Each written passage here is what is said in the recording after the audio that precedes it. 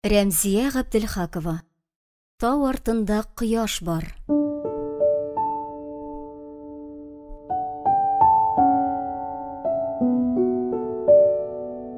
Июнь айының яңгыр сибәләп торган йылак бер көнендә без бер төркем яшьләр ябулы машинага төялеп район үзәгеннән 30-40 чакрым ераклыкта урнашкан дуслык лагерына юнәлдек. Бездән калганнар җирле халык бер-берсен яхшы белә. Мәш килеп сөйләшеп көлешеп, җырлашып баралар. Арада кызлар күп, егетләр 3 бөртек кенә. Җәйебезнең 2 ае шул кешеләр белән үтәргә тиеш. Сиздерми генә күзәтеп сөйләшкәннәрен тыңлап барам. Шәшен кыска итеп кыркыган мут йөзле егет бик шаянга охшаган. Мәзәк арты мәзәк яудыра. Ә сары шәшен муен иңнәрен кытыкларлык итеп үстергәне җырга һәвәс. Тавышы бик тигез, моңлы чыга. Озын нечкә буйлы, очлы борынлы, күмер күзле егет сүзгә артык катнашмый. Үз уйларына батып тыныч кына утыра. Ахырысы бик хыялыйдыр. Бәлки күңеленнән генә шигырь язып барадыр. Кызлар шук. Телләре һич тик тормый. Егетләр алдында шытлыкланып та алалар. Ә без булар арасына яңа килеп кушылган 2 кыргый кыз бер-беребезгә сыенып утырдык та пышылдашып кына сөйләшәбез.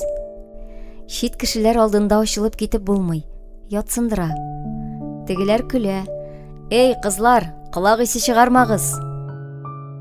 Атна да үтмәде. Лагерь туган йортка, ә юлдашлар якын дуска әйләнде. Әйтерсең бирегә иң шәп, иң күркәм кешеләрне җыеп китергәннәр. Мәктәптә практик үткән бар иде. Балаларга әллә ни якыная, уртак тел таба алмадым. Миннән укытучы чыкмый, юкка вакыт уздырып йөрим дигән фикергә дә килгән идем инде. Ялгышканмын. Теләгең булса, бала күңеленә юл табып була икән. Лагерь 2-3 сәгатеңне ашык-пышык үткәреп кайта торган мәктәп түгел. Иртән дә кичен дә гел бергә әвәрә килгәч, төрле тарафтан, төрле гаиләдән җыелган 7 ят кешеләр дә үз туганнарын кебек якын тоела башлый. Ышанычларын яулый алсаң, нәни халык үзе сиңа тартыла. Хәтта күңел серләрен ачып сала. Ә без исә шул балаларның бертеген дә югалтмый, ширләтми, имгәтми, күз карасыдай саклап, ата-аналары кулына тапшырырга тиеш идек. Ул тик тормас халыкка мизгел саен күз колак кирәк. Көндезләрен генә түгел, төнге йокыларына хәтле саклыйсы. Мин оста тәрбияче дә, балалар күңеле буенча белгеч тә түгел. Ләкин шуны яхшы аңлыйм. Аларны үзеңнән түбән, ким куярга ярамый. Тавыш күтәреп, янап җикеренеп кенә буйсындырам, тыңлатам димә. Монда мөнәсәбәтләр үтә дә ихлас булырга тиеш. Бик сизгер зат бит алар. Синең алда кичкенә булса да, кеше, шәхес, аны хөрмәт итәргә, сүзе фикере белән санлашырга кирәк. Бала-чага гаделсезлекне, кимсетүне бик авыр кичерә. Безнең отрядта шундый хәл булды. Бер көнне Дима исемле малай миңа зор белән килгән. Элекләшү дисәң дә була инде. Моның әнисе азык-төлек кибетендә эшли. Малайын тәмле ризыктан үзми күрәсең. Лагерьга да улым ачтан үлмәсен диптер инде бер пакет кәнфит-прәнник тутырып җибәргән. Дима иптәшләреннән кача-пыса шул тәм-том белән сыйланып йөри икән. Башкаларга күрсәтсәң бүлешергә кирәк. Ә бүлешә башласаң, тиз бетә.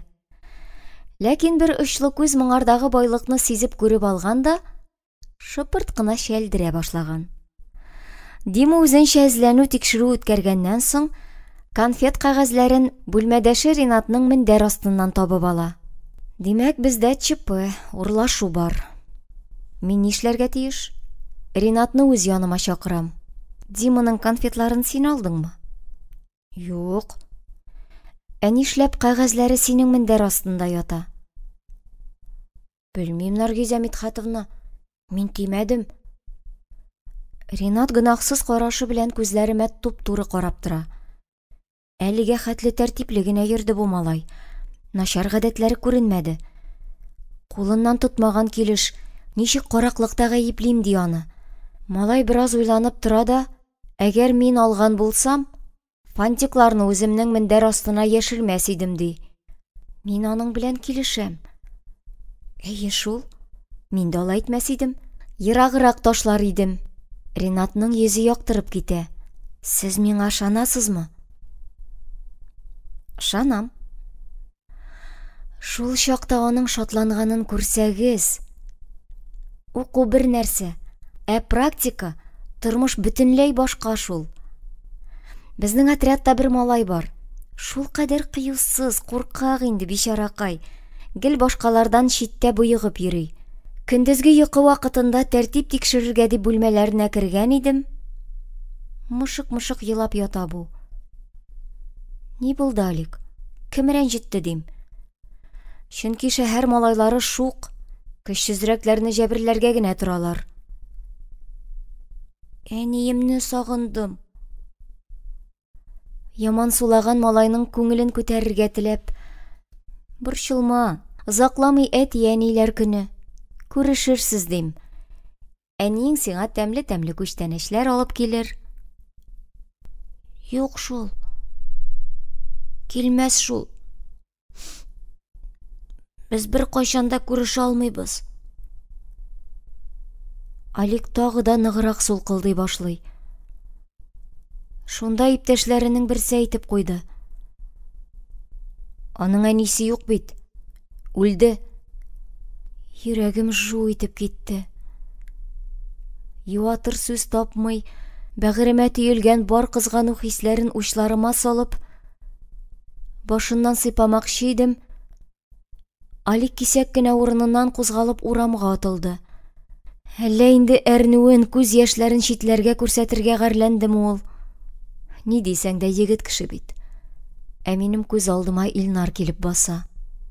Кифая янында ничек яши икән ул? Тор улым дип чәченнән иркәләп уятырга, аркасыннан кагып торырга әниебез юк шул хәзер. Әбигә дә шаныш шул чамагына, җылы сүзгә иркә назга гомергә саран булды. Үткәннәрне күпме генә актарып эзләсәм дә, аның мине кычып сөйгән мизгелен хәтерләмим. Әти үз эшенә чумган, аны өйдә күрмисең дә. Ят кеше үз әниеңне мәңге дә алыштыра алмый. Илнарны барыбер чит күрәдер. Кага рәнҗетәдер Кифая. Классташым Айдар белән шулай булды бит. Аның әтисе үлгәч, әнисе Майбәдәр апа читтән кайткан бер абыйны йортка керткән. И сөйкемсез, әби әйтмешли, агач телле пыяла күзле абый инде.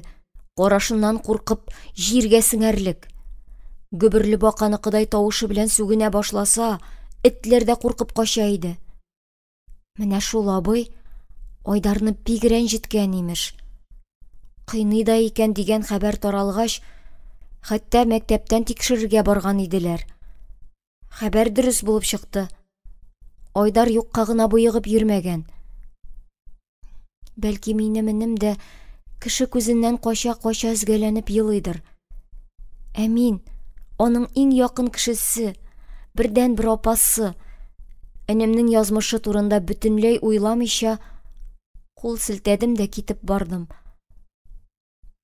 Кешеләр бер-берсенә укытучы диләр. Менә шул кечкенә генә ятим малай күземне ачты. Ашкынып авылга кайтасым, энемне күрәсем, күкрәгемә кысып юатасым килде. Лагерыбыз урман эченә урнашкан. Шул кадәр ямьле монда. Табигатьнең туй иткән, чәчәккә гөлгә күмелгән чагы бит. Җәйнең барча хуш исләрен үзенә сеңдергән урман һавасын сулап туймалы түгел. Шундый куе, баллы. Таң атканда бар дөнья кошлар тавышына күмелә. Иртәнге тәмле йокыңны да кызганмый, шуларны тыңлап хозурланасың. Ә айлы төннәрнең сихри матурлыгын сөйләп аңлатып бетермәле түгел. Айның көмеш нурлары күңел түренә сузылып үрти ымсындыра. Гүя җир белән күк арасына якты сукмак салып үзенә тарта чакыра. Җан тәнгә генә сыймыйча, әллә кайларга ашкына башлый. Бу гүзәллеккә бакалар да чыдамый хәтта. Кич җиттеме, үзләренең симфоник концертларын башлыйлар. елга кул сузымында гына. Тик ул күңелне алдап, ымсындырып кына тора. Чөнки суы тирән. Шуңа күрә коенырга рөхсәт итмиләр. Су өстенә тилмереп карап, кипкән иренеңне ялап үртәлеп йөрисең инде. Иң кызык тормыш кичен, лагерь тынып калгач башлана. Ләкин балаларны ташлап китеп булмый. Ул хәйләкәр халык кереп күз салганда мышный-мышный йоклаган булып кылана да, артыңнан ишек ябылырга өлгерми, йон туздырып мендәрләр оча башлый. Шуңа күрә биләмгә чиратлашып кына чыгабыз. Әлфирә дигәннән, ул монда бик кыюланып китте әле. Сары чәчле Василий белән мәхәббәт куертып маташа. Йөзенә нур кунды, күзләренә йолдыз тулды. Авызын җыеп ала алмый, балкып елмаеп бик шат йөри. Минем генә күңел беркемгә ятмый. Хәер, егетләр алтын бәясе монда. Барысының да хуҗасы бар. Васька да әнә елтыр күз, өлгер егет Әлфирәгә генә түгел, Маринага да күз кысарга өлгерә. Бер көнне машинага тиялеп, авыл егетләре килде. Былтыр җәй биредә эшләп киткән кызларның танышлары икән. Лагерь биләмәсенә чит кешеләрне кертергә ярамый. Шуңа күрә су буенда учак ягып, шунда сөйләшеп җырлашып утырдык. Бер вакыт кай арада аңлашып парлашып беттеләр, кайсы кая китеп югалды. Таган эленгән карт имән төбендә мин дә Әхсән исемле егет кенә калдык. Әйдә без дә су буеннан йөреп килик ди бу. Миңа монда да яхшы. Урынымнан кузгалып таганга утырам. Буш вакытта атыным әле рәхәтләнеп. Бала-чага түгелсеңдерле. Бала-чага шул. Нигәллә начармы? Гомер буе таганда атын алмассың. Шуңа күрә яхшы чакта атынып калырга кирәк. Гомереңдә бер тапкыр күргән егет белән, әгәр ул сине тамчы да дулкынландырмый, кызыксындырмый икән, ни генә сөйләшәсең? Аңа сөйләр серем юк. Ни дип минем янда калды инде ул? Аның аркасында шундый җылы матур кичне әрәм итеп, йокларга кереп китиммени? Синең исемең ничек соң дип сорый Әхсән. Әй, бер кызык итим, алдыйм әле мин моны. Яңадан очрашасыбыз бармы? Егеткәйнең күзләренә туп-туры карап. Гөлнара дим. Вожатый булып эшлисеңме? Юк, вожатый булып эшләмим. Повар мин. Балаларга ботка пешерәм. Егетнең йөзе яктырып китә. Чынлапмы? Алайса үзебезнең кеше икәнсең. Укытучылар эре булалар. Мин эре түгел. Вак. Әхсән сүзне гел аш-су тирәсендә йөртә. Ботка гына пешермисеңдер инде. Кыймак пешерә беләсеңме соң? Беләм. Мин кыймак яратам. Әчесен бигрәк тә. Әни миңа гел әче кыймак пешерә. Бәлеш пешерә беләсеңме? Беләм. Эш пишмакта пешерәм әле. Алайса бигрәк яхшы. Безнең колхозга поварлар кирәк. Безгә килсәң, эш була сиңа. Син кем булып эшлисең? Маллар карыйм инде. Укыйсым килмәде. Нимәсең? Булай да яшәп була. Маллар карыйм мин дип кабатлады Әхсән.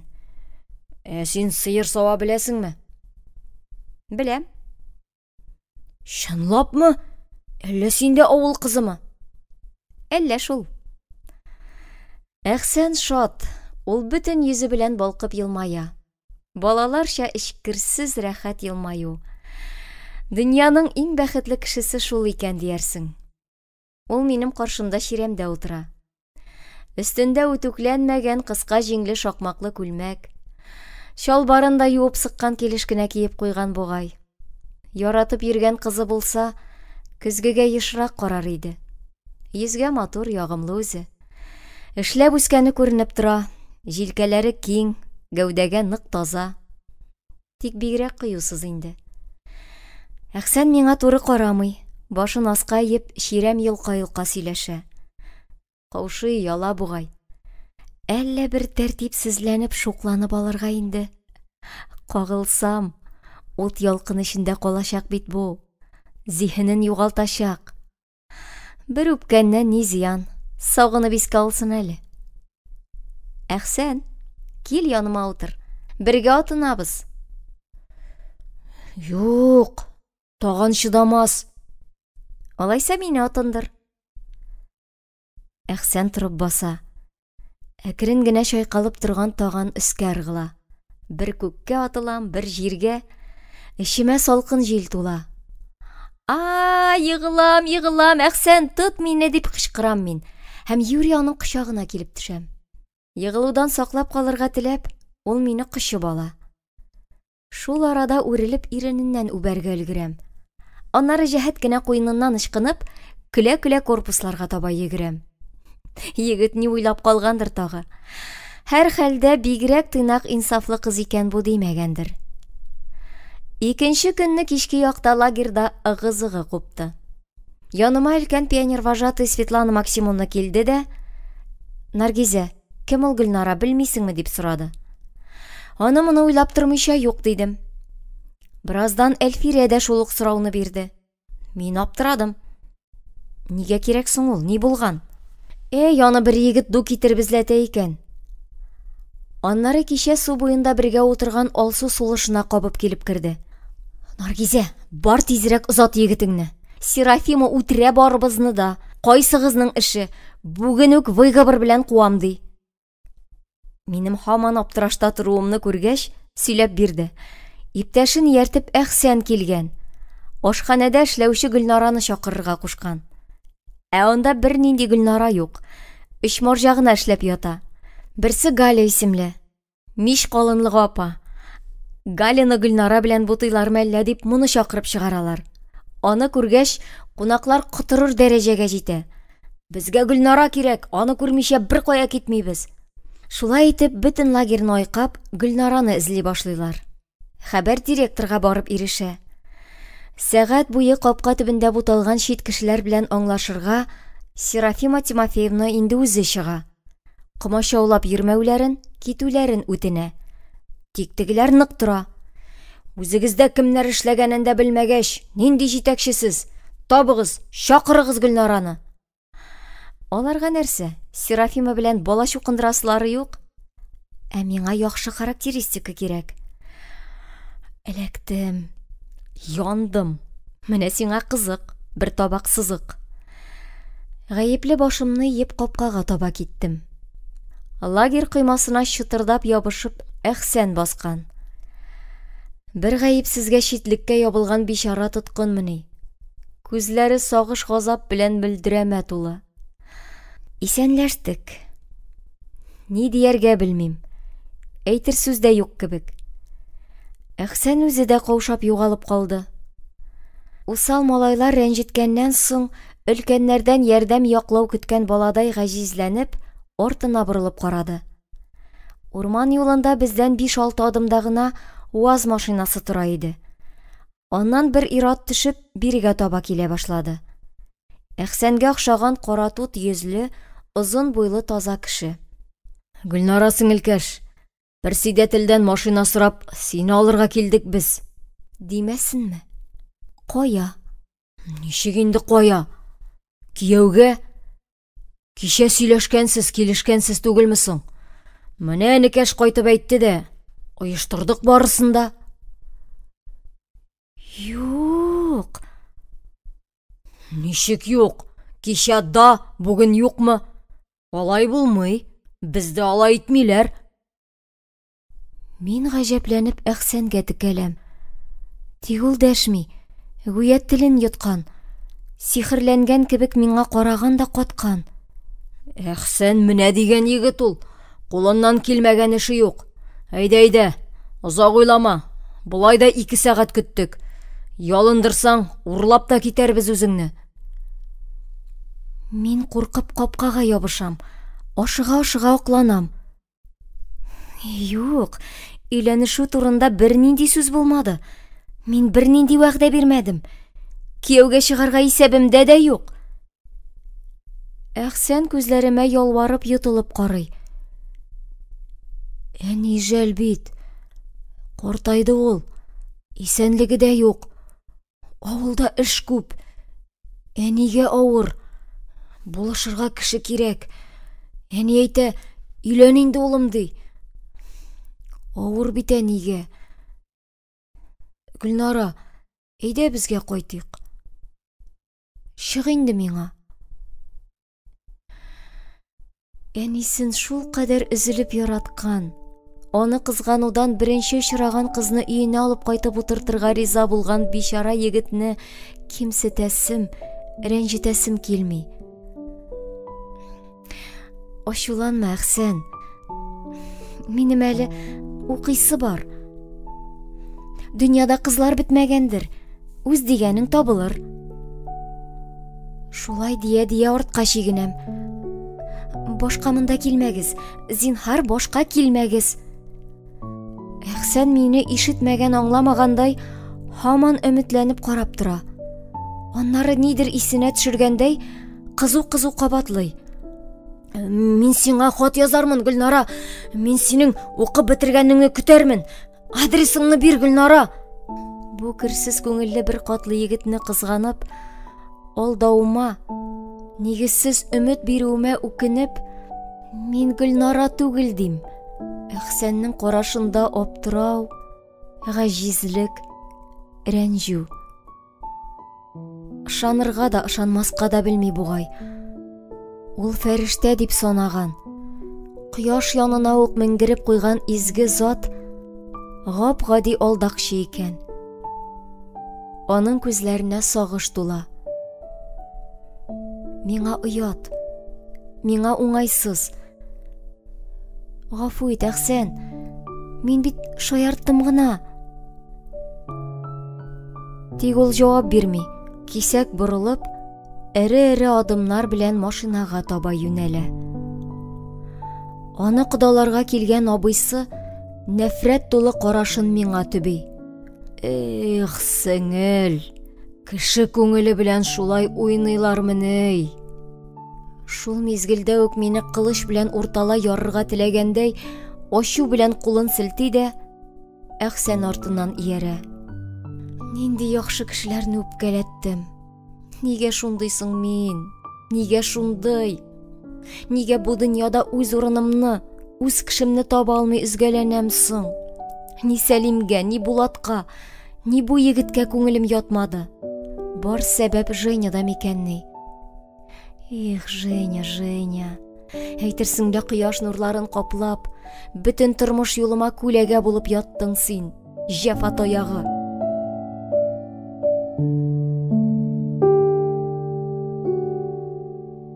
Ул җәй шулай балалар белән әвәрә килеп урманда үтте. Ялы да, эше дә бергә булды дисәм, ялгышырмын. Бу лагерь дигәннәрендә ни безгә, ни балаларга туйганчы йоклау эләкмәде. Каникул вакытында да күзеңне йыртып, иртәнге 6-да торып бас инде. Миннән генә торса, 9-10-га кадәр рәхәтләнеп йоклатыр идем үзләрен. Шул яшьтән үк солдат режимы белән яшәмәсәләр соң. Смена тәмамлангач, уч тутырып акча түләделәр. Башкаларныкы белән чагыштырганда әллә ни күп тә булмагандыр инде ул. Тик бер юлы шул кадәр акча кулга килеп кергәч, күңел үсеп китте. Кием салымны яңартасы иде бит. Шундый ният белән район үзәгендәге 2 катлы универмагка юнәлдек. Иркен зур кибет. Хит эчендә биеп йөр. Чөнки бушлык монда. Сайлап алу түгел, кулга тотып карарлык та әйбер юк. Кием салым бүлегенә керсәк, әби-шәбиләр күзе төшәрлек кенә капчык кебек турыга тегелгән, зур-зур кисәле котсыз күлмәкләр, карга куркытыр өчен бакча карашкысына кигезеп куярлык эленке-салынкы кофталар, буй-буй сызыклы киң чалбарлар. Тегеләй дә әйләндереп карадык, булай да.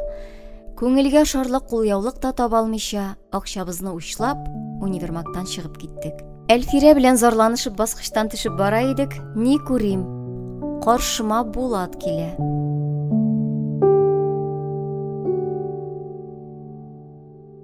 Көтелмәгән очрашудан мин сүзсез калдым.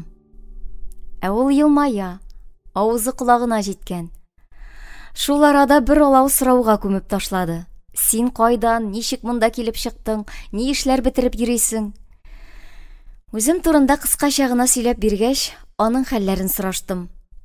Булат эре генә күкрәк кагып, "Абзагыз менә шушы кибетнең директоры була инде димәсенме?" Мин ышанмадым. Әле бит диплом алуына бер атнадан 7 көн генә. инде директорда булып куйган. Булмасла, алдыйсыңдырла. Валлахи, менә шундый бәхет ишелеп төште миңа. Торговляда ират дефицит, шуңа күрә бик кадерле затлар без. Таныш булыгыз, сезнең алдыгызда Нарат Үзәк универмагы директоры Булат Азатович Усманов үзе булыр. Шәп яңгырыймы? Булатның һаваланып сөйләшүе миңа ошамады. Аны җиргә төшерергә теләп, киная белән төрттөреп куйдым. Яңгырый. Буш кибеттә бигрәк тә шәп яңгырый. Иптәш директор, товарыгыз кайдасың? Сезнең патшалыкта тотып алырда әйбер таба алмадык. Эй, заманнан артта калган бичара улан. Кибеттә була димени яхшы әйбер. Затлы товар затлы хуҗаларын көтеп складта ята ул, дип җавап бирде Булат. Алайса иде, алып бар складыңа. Мондый ярсызлыкны көтмәгәндер күрәсең, егетебез аптырап калды. Бераз баш кашып торганнан соң гына: "Нәрсә кирәк соң сезгә?" дип сорады. "Без байлар, безгә күп кирәк." "Кием салыммы?" "Әй инде, матур киенәсе килә бит." "Әйдәгез алайса минем белән." Булатны очратуым яхшы булды. Сәүдә базасының чүпрәк-чапрак складына кереп, рәхәтләнеп сайландык. Монда шактый караңгы һәм салкынча иде. Шулай булса да, үзебезгә кирәкле әйберләрне таптык. Кызлар барыны сизгер бит. Склад мөдире, карсак буйлы, мул күкрәкле бер апай, булай иркенләп йөрүебезгә эче пошып: "Булат энем, синең хакка гына инде", диде. "Тизрәк булыгыз түлке, хуҗа күрсә кирәкне бирә", дип, гел ишек ягын күзәтеп тынгысызланып торды. Авылга кайтасымны исәпләп, үземә генә түгел, энемә дә бик матур спорт костюмы алдым. Складтан байып, шат канәгать чыктык. Ярдәме өчен рәхмәтләр укый башлаган идек. Булатыбыз каш җыерып: "Ай-һай, ансат кытылмакчы буласыз. Рәхмәт коры сүз генә ул", диде. "Ничек юешләтик, бәхилләтик соң? Бушка алмадык, акчасын түләдек. Тагын ни бирик", дип елмайдым мин. Булат көлде. "Үзең кирәк, үзең. Кал монда гына, Наргизә. Менә дигән егет иш мин. Үзеңне үзең мактамасаң, тагын кем мактый?" Мин артистларча кыланып кулымны йөрәк турысына куйдым. "Булат, изгелегеңне мәңге онытмам. Син мәңге минем йөрәк түрендә яшәрсең." "Эх, Наргизә", дип авыр сулап куйды Булат. "Син бүген үк китмисеңдер бит?" "Юк, менә Әлфирә белән бәйрәм оештырмакчы булабыз әле. Җәй буе урман эчендә ятып чистый кыргыйланып беттек. Шәһәр күрергә исәп." "Кичен очрашыйк алайса. Сагындым бит үзеңне", диде Булат. "Яхшылык эшләгән кешегә ничек караңгы чырай күрсәтәсең? Ярый, кил, очрашыйк", дидем. Без ул көнне Әлфирәнең туганнарында кунарга ниятләгән идек. Кичен Василий белән Булат килеп, безне дискотекага алып киттеләр. Яшьләр арасында ул чакта бик популяр булган Мираж төркеменең дәртле җырлары астында хәлләр беткәнче биедек. Кайтканда төркемебез аерылды. Әлфирә белән Василий бер якка, Булат белән без икенче якка китеп бардык. "12дән дә калма, җиңгидән яхшы түгел", дип кычкырып калды Әлфирә. Аягымда яң алып кигән үкчәле туфли иде. Бии-бии йөри-йөри табанымны кырып бетерде. Шуның әрнүенә түзә алмыйча, Булатны ишек алдына сөйрәдем. Уфылдап шундагы эскәмиягә килеп утырдык. Туфлиләрне тизрәк салып аттым да, табан ышкырга керештем. "Ой Алла, бетте аягым. Ничек кайтып җитәм инде хәзер? Вәт дивана, искесен чүплеккә ташладым бит. Ялан аяк йөрергә калам бугай." "Кая булышыйм", диде Булат. Һәм мине кочагына алып үбәргә үрелде. Башымны чак читкә борып өлгердем. Аның хәтере калды. "Өзелеп яраткан кешең бармы соң, Наргизә? Нигә шулай карышасың? Әллә мине кешегә дә санамыйсың инде?" "Саныйм. Яхшы кеше син. Ә мин начар. Чынлап әйтәм, пар түгел мин сиңа. Күңелем кытып кебек салкын. Буш. Бер гөл үсми анда. Үсмәсә, су сибәрбез, колагымнан тартырбыз. Менә шулай. Булат шаярып минем колакка үрлә. Көлмә. Кызык дип беләсеңме әллә? Бәлки минем дә кемне дә булса өзелеп яратасым киләдер. Вакыты җиткәч яратырсың. Алай кырт кисмәле син, Наргизә. Мин бит ашыктырмыйм. Уйла. Бәлки кушылырбыз. Мәхәббәт дип яши-яши күнәсеңдер инде бер-береңә. Беркемдә алай шупылдашып үбешеп тә, кочаклашып тормыйдыр. Ияләшү мәхәббәт түгел инде ул. Әнә этмәче дә кешегә ияләшә. Таптың сүз, этмәче имеш. Аларның адым сайын мәхәббәт анда. Мин көлеп җибәрәм. Сиңа кызык, ә кешенең йөрәге яна. Шулай да турысын әйт, Наргизә. Өмет бирәсеңме миңа? Юктыр. Ышандыра алмыйм. Авылда йөргән егетем бар. Ул да көтә. Өметләнә. Аңламыйм мин үземне, Булат. Буталдым. Адаштым бугай бу дөньяда. Кыска гына гомер эчендә дә күпме ялгыштым инде. Ичмасам, киңәшергә нием дә юк. Онот син мине, Булат. Үз дигәнең табылыр әле. Булат башын югары чиеп, карашын август күгенең якты йолдызларына төби. Онот имеш. Аның тавышы артык буйык. Төшенке. Булатны юатыр, күңелен күтәрер өчен бер сүзем җитәр иде. Тик мин ул сүзне әйтә алмыйм. Татлы ялганга караганда, ачы булса да дөрестлек хәерлерәктер. Онот имеш, дип кабатлый Булат. Алай ансат кына булса икән ул. Шулай да югалтышмыйк, Наргизә. Мин Булатка карап уйга калам. Тиң яр, үзеңә насыйп яр нинди була икән ул? Дөньяда яхшы егетләр күп. Ләкин барысында яр итә алмыйсың бит. Үзеңә дигәнне бер күрүдә, бер карашта танып сизеп аласыңдыр мөгаен. Җаның тәнең белән аңа тартыласыңдыр. Ләкин күңел күзең сукыр булып, күрми үтүең дә бар. Булат яхшы мөнәсәбәте, матур сүзләре белән тәки үзенә ияләштерә бугай. Аны кире кагып ялгышмыйммы мин? Мәхәббәт я бар, я юк. Икеләнергә ярамый. Вакытында китә белергә кирәк. Хушлашканда кистереп әйтәм. Мин сине яратмыйм, Булат. Өметеңне өз. Әйбәт егет син. Әйдә дуслар гына булып калыйк.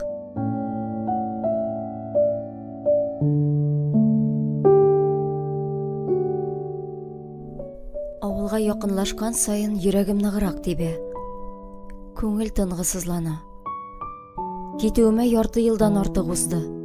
Өйдәгеләр турында берни белмим. Кайтасы килә дә, юк та. Авылны бик сагындым. Сөекле энемне, күңелдәге рәнҗү үпкә хисләре басылмаса да, әтиемне дә күрәсем, хәлләрен беләсем килә. Якты дөньяга күземне ачканнан бирле гел янәшәмдә булган усал әбиемне дә юксынырга өлгердем. Зәһәр сүзләренә, кырыс холкына күнгән ирәнгән инде. Нинди булса да җидди кеше түгел. Үз әбием. Ләкин өйдә 2 ят кеше бар. Берсе Кифая, икенчесе аның кызы. Энем белән яшьтәш булган Дилбәр. Кифая апа кызын әнисендә калдырып килергә тиеш иде. Ләкин аерым туру икесенә дә кыен булгандыр күрәсең. Ул да хәзер бездә яши икән. Бер хатында әтием шулай язган иде. Кыскасы, бездә бер көтү халык хәзер. Мине ничек кабул итәрләр дә, үзем ничекләр түзеп бетәрмен. Хәтта күз алдыма да китерә алмыйм. Үги ана янына кайтуның бер кызыгы шатлыгы юк икән. Ә ул үч иткәндәй иң беренче булып очрады. Капканы ачуым булды, буш чиләкләрен күтәреп каршыма килеп тә чыкты. Әллә ничек куырылып, өшеп киттем. Ул да мине күргәч аптырап калды кебек. Соры күзләрен зур ачып миңа төбәлеп карап торды да, «Кайттыңмы?» диде. Бу искиткеч акыллы сорау иде. Сорауына күрә җавабы да булды. Юк, кайтмадым.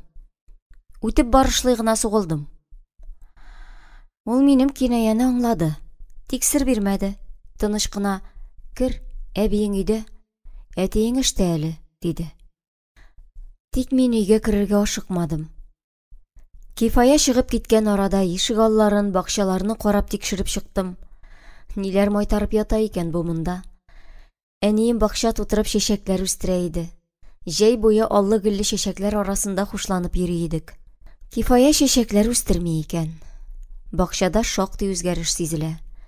Шия, кура җиләк, карлыган куаклары шактый тапалган, сирәгәйгән.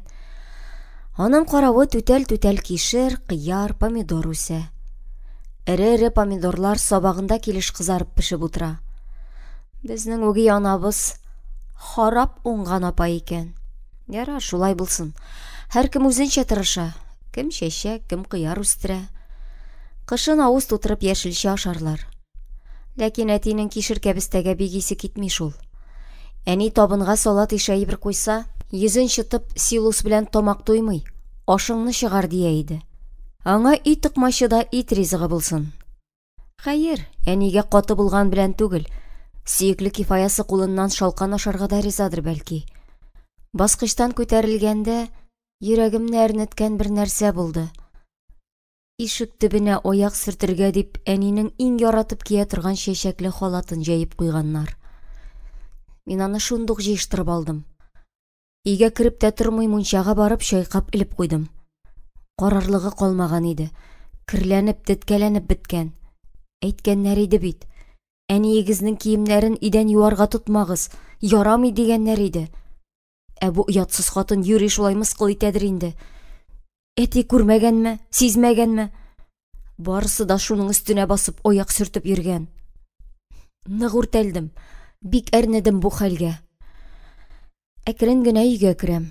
Әби миңа арты белән басып өстәл янында кайнаша. Кулында күпереп пешкән ипи, күкрәгенә терәп шуны кисә. Бисмиллаһир-рахманир-рахим. Аның чандыр аркасына, шул арканы тулайым каплап торган, кырыйларына кызыл чәчәкләр сибелгән сары яулыгына, үзе тегеп кигән озын җиңле бала итәкле чуар күлмәгенә яратып карап торам. Әбиемне сагынганмын икән мин. Барыбер дә сагынганмын. Кычаклап аласым килә үзен. Тик әбием андый төшелекне яратмый. 25 яшендә 2 бала белән тол калып, гомере буе ялгызы тормыш тарта торгач, күңеле каткан инде аның. Ирләр кебек тупасланган. Сугыш вакытында колхозда бригадир булып та эшләгән бит әле ул. Кырыс булмый хәле юк. Йомшак агачны корт баса, йомшак кешене чурт баса дип кабатлавы да юкка гына түгелдер. Тын да алмый басып торсам да, әби артында кемдер барлыгын аркасы белән тойды булса кирәк. Кисәк борылды. Карашында аптырау иде. Син кайттыңмы ни? Мәгънәсез. Шул гомер хәбәрсез йөриләр димени. Әтиеңне утка салдың бит, юнсез. Сүзләре каты булса да тавышы йомшак иде әбинең. Түзмәдем, кычаклап алдым үзен. Шу, йыгасың бит, ипләп кенә. Әби бу гамәлемне килештермәгәндәй мине читкә этте. Ачыла башлаган чәчәк кире йомылды. Иренемне кысып, күз яшемне йотып, Илнар кайда дип сорадым. Алар Дилбәр белән су керергә киткәннәр иде. Бусы яхшы хәбәр. Димәк, Кифаяның кызы белән уртак тел тапканнар. Мин үз башны алмаштырган арада Кифая үзе дә кайтты. Табын янына утырдык. Әмма сүз ялганмый. Кифая ачылып китә алмый. Мин дә аның белән сөйләшергә атлыгып тормыйм. Ике арада күпер булып әби утыра. Тик ул да бу мәсьәләдә дипломат түгел. Сүзе гел ашау ичү тирәсендә генә әйләнә.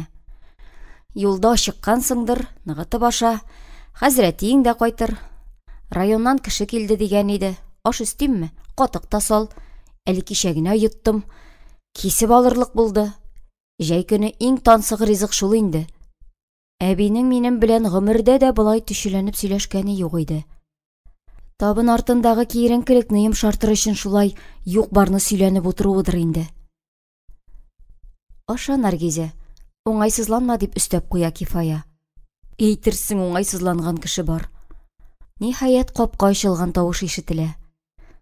Бу әти. Аның гадәте шул. Пружиналы кеше капканы киереп ача да, кисәк кенә җибәрә. Тегесе бар көчкә шапылдап ябыла. Тавышыннан колаклар яңгырап китә. Әти хуҗаларча дөп-дөп басып керә. Минем йөрәк тә дөп-дөп сикерә.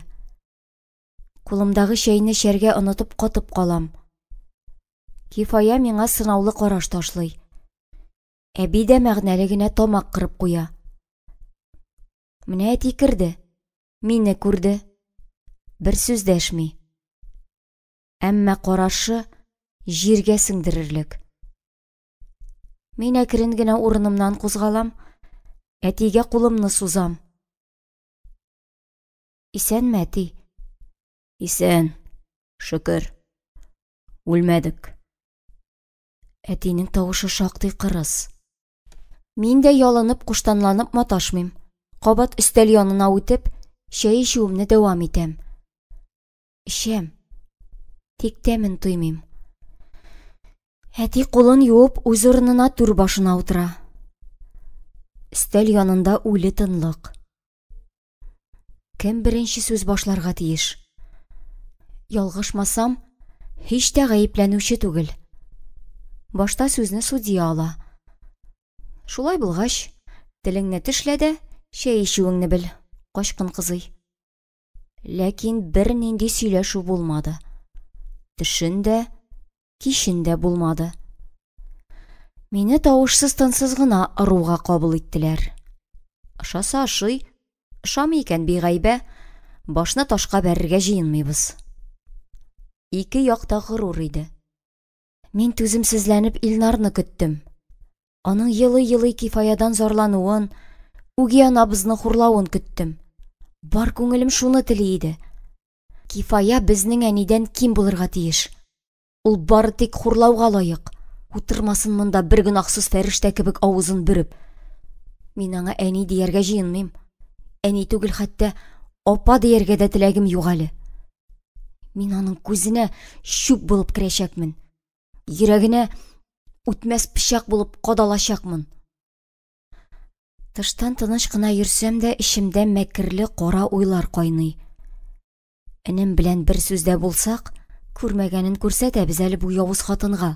Дөньяга ник килгәненә, безнең бусаганы атлап кергәненә үкенер.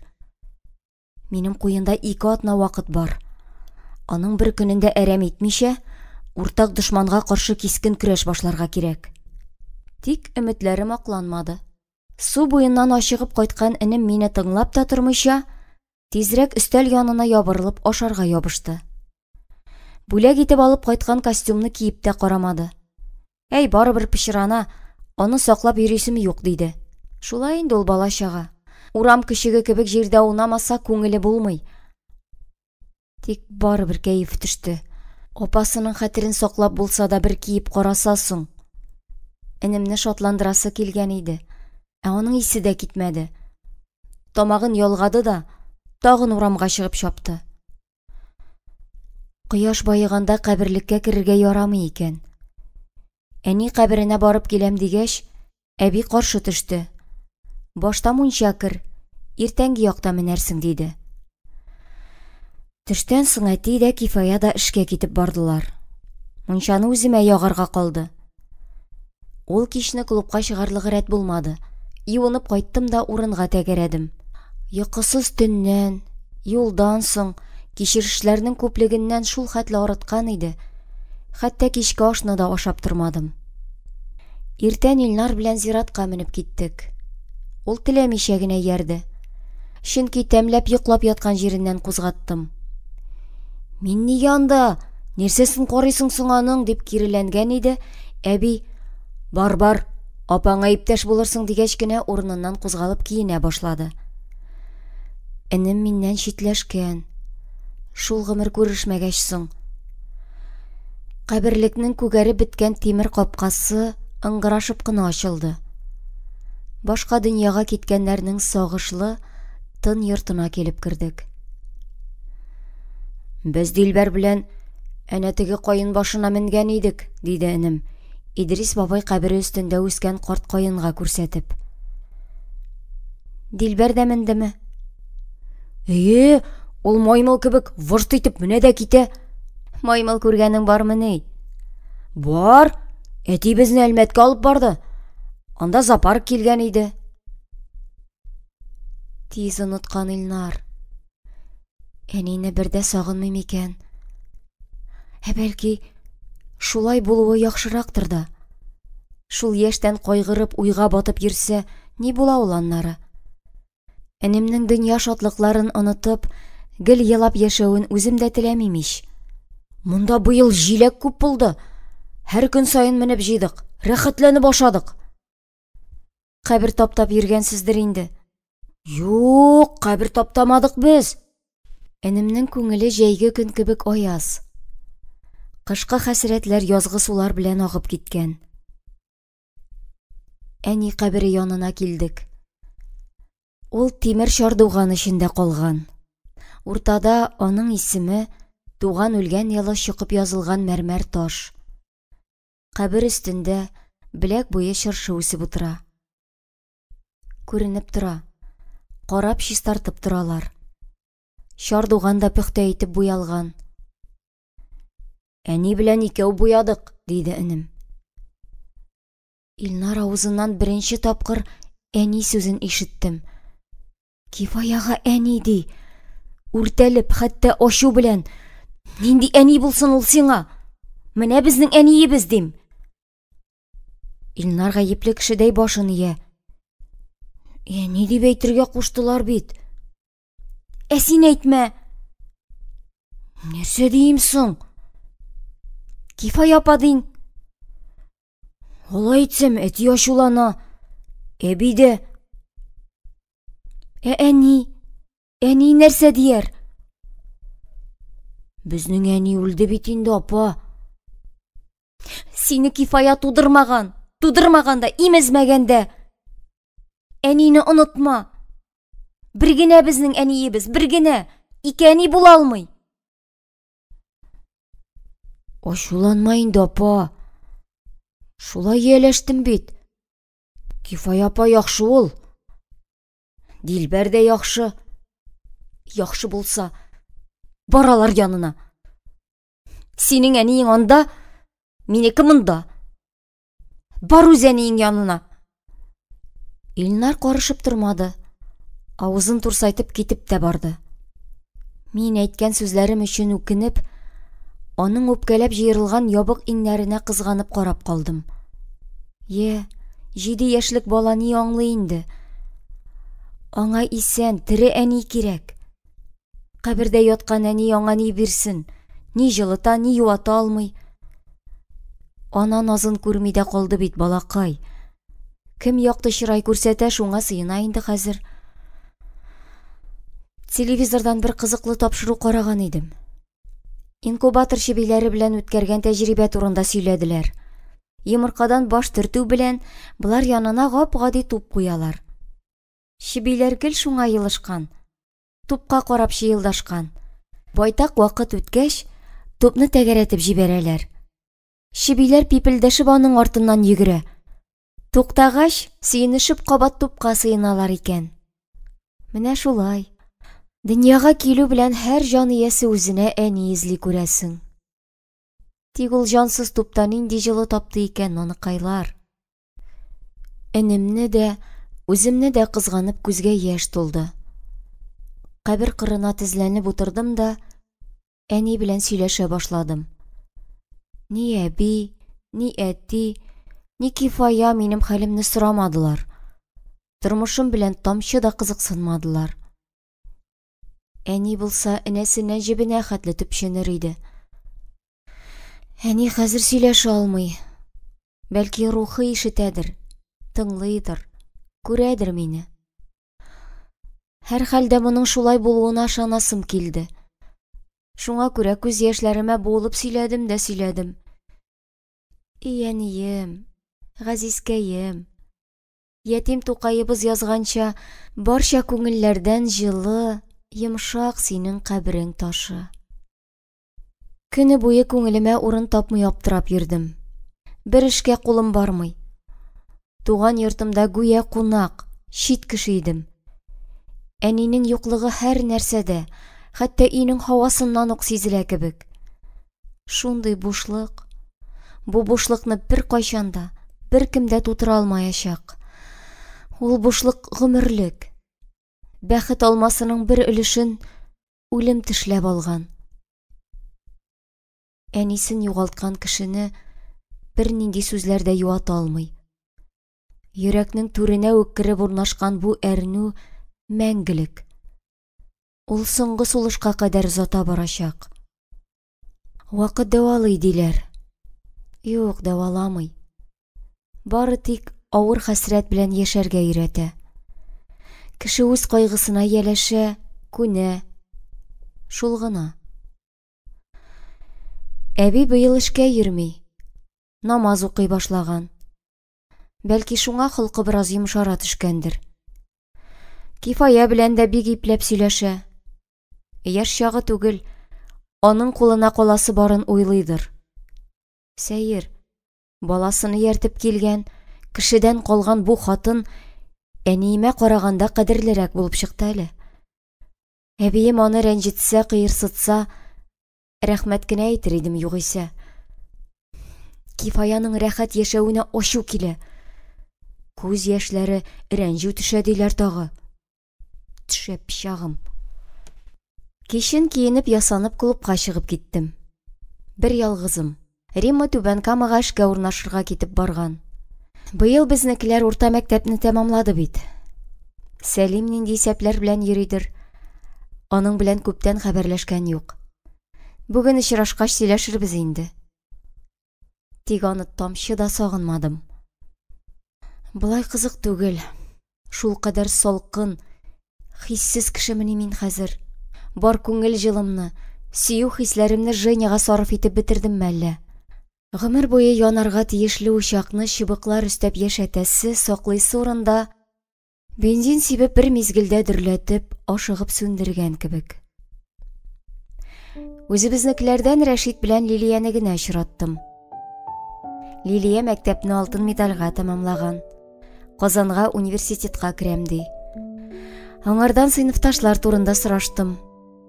Барысы да калага китү ягын карый икән. Кем укырга, кем эшләргә. Бездән генә калмаган. Мәктәпне тәмамлау белән яшьләр шәһәргә илтүче олы юлга чыгып баса. Ярты авыл Әлмәт белән Чаллыга күчеп бетте бугай инде. Ә Сәлим авылда калмакчы була икән.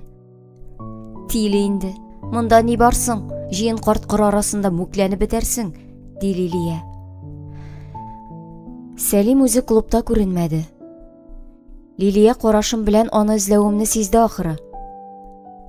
Кырда ул, әтисе белән, уборкада, диде. Никтер күңелсез булып китте.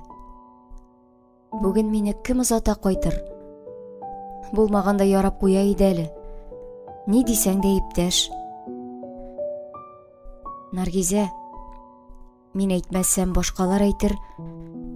Сәлим югары авыл кызы белән очраша.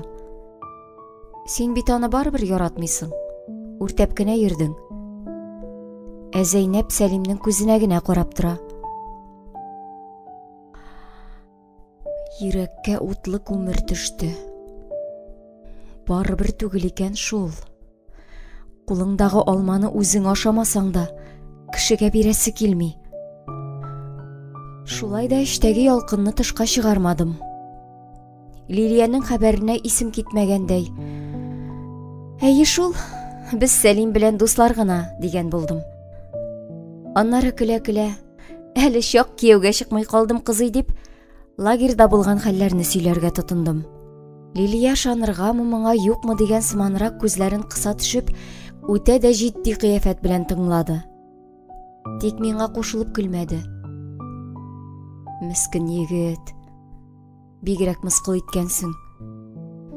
Мин Ниса әбидән калышмыйсың, усал инде үзең, диде. Ул кичне клубтан ялгызым кайттым.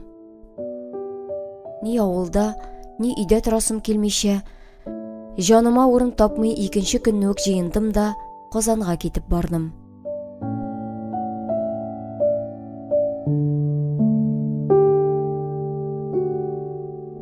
Ул елны минем кадәр тырышып урам себерүче тагын берәр дворник булды микән Казанда? Әлмәттә Женя яши.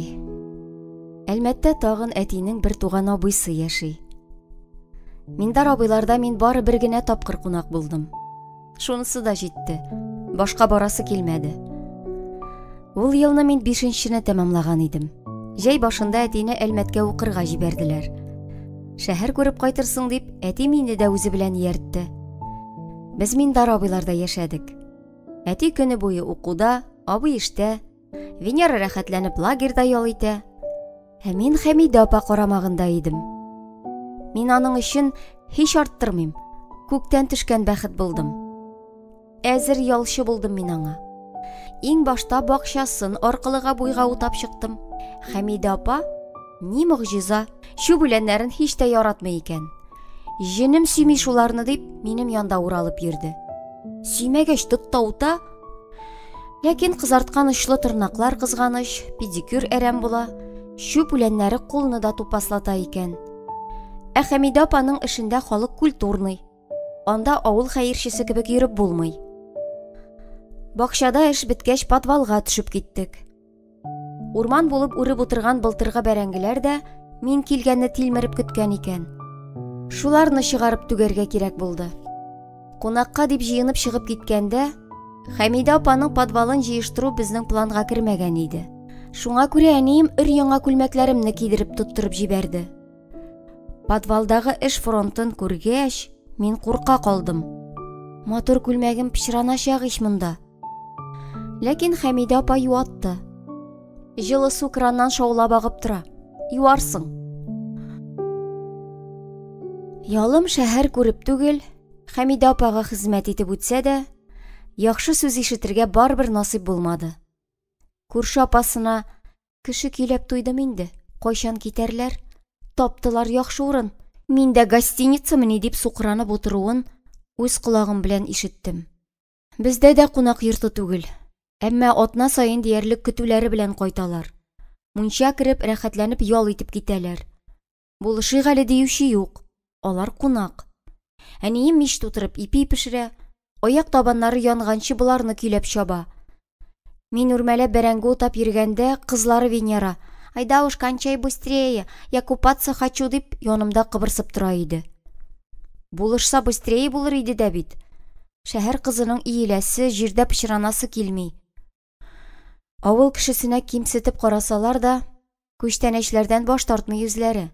Сөт каймагын да, ит бәрәңгесен дә төяп алып китәләр. Озын сүзнең кыскасы шул. Әлмәттә туганнарым бар дип өметләнеп барып керә торган түгел. Ләкин мин барыбер эшкә Әлмәткә кайтып урнашырга булдым. Беренчедән, 7 ят җир түгел. Азмы күпме белгән таныш шәһәр. Икенчедән, анда Женяны очрату өмете бар. Аны очратасым килү һич тә үлеп сагынудан түгел. Үз-үземне, күңелемне аңлыйсым килә. Нигә шундый хиссез, битараф кешегә әйләндем соң мин? Женяны очратып югалтканчы янып балкып торган, шат күңелле кыз идем ич. Таулар актарырлык көч-куәтем, дәртем бар иде.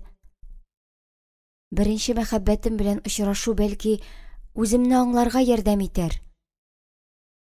Аның белән араны мәңгегә өссәм, бар хәләтемне биләп алган буш хыяллар туманы таралыр да, өр-яңадан гашыйк була алырмынмы?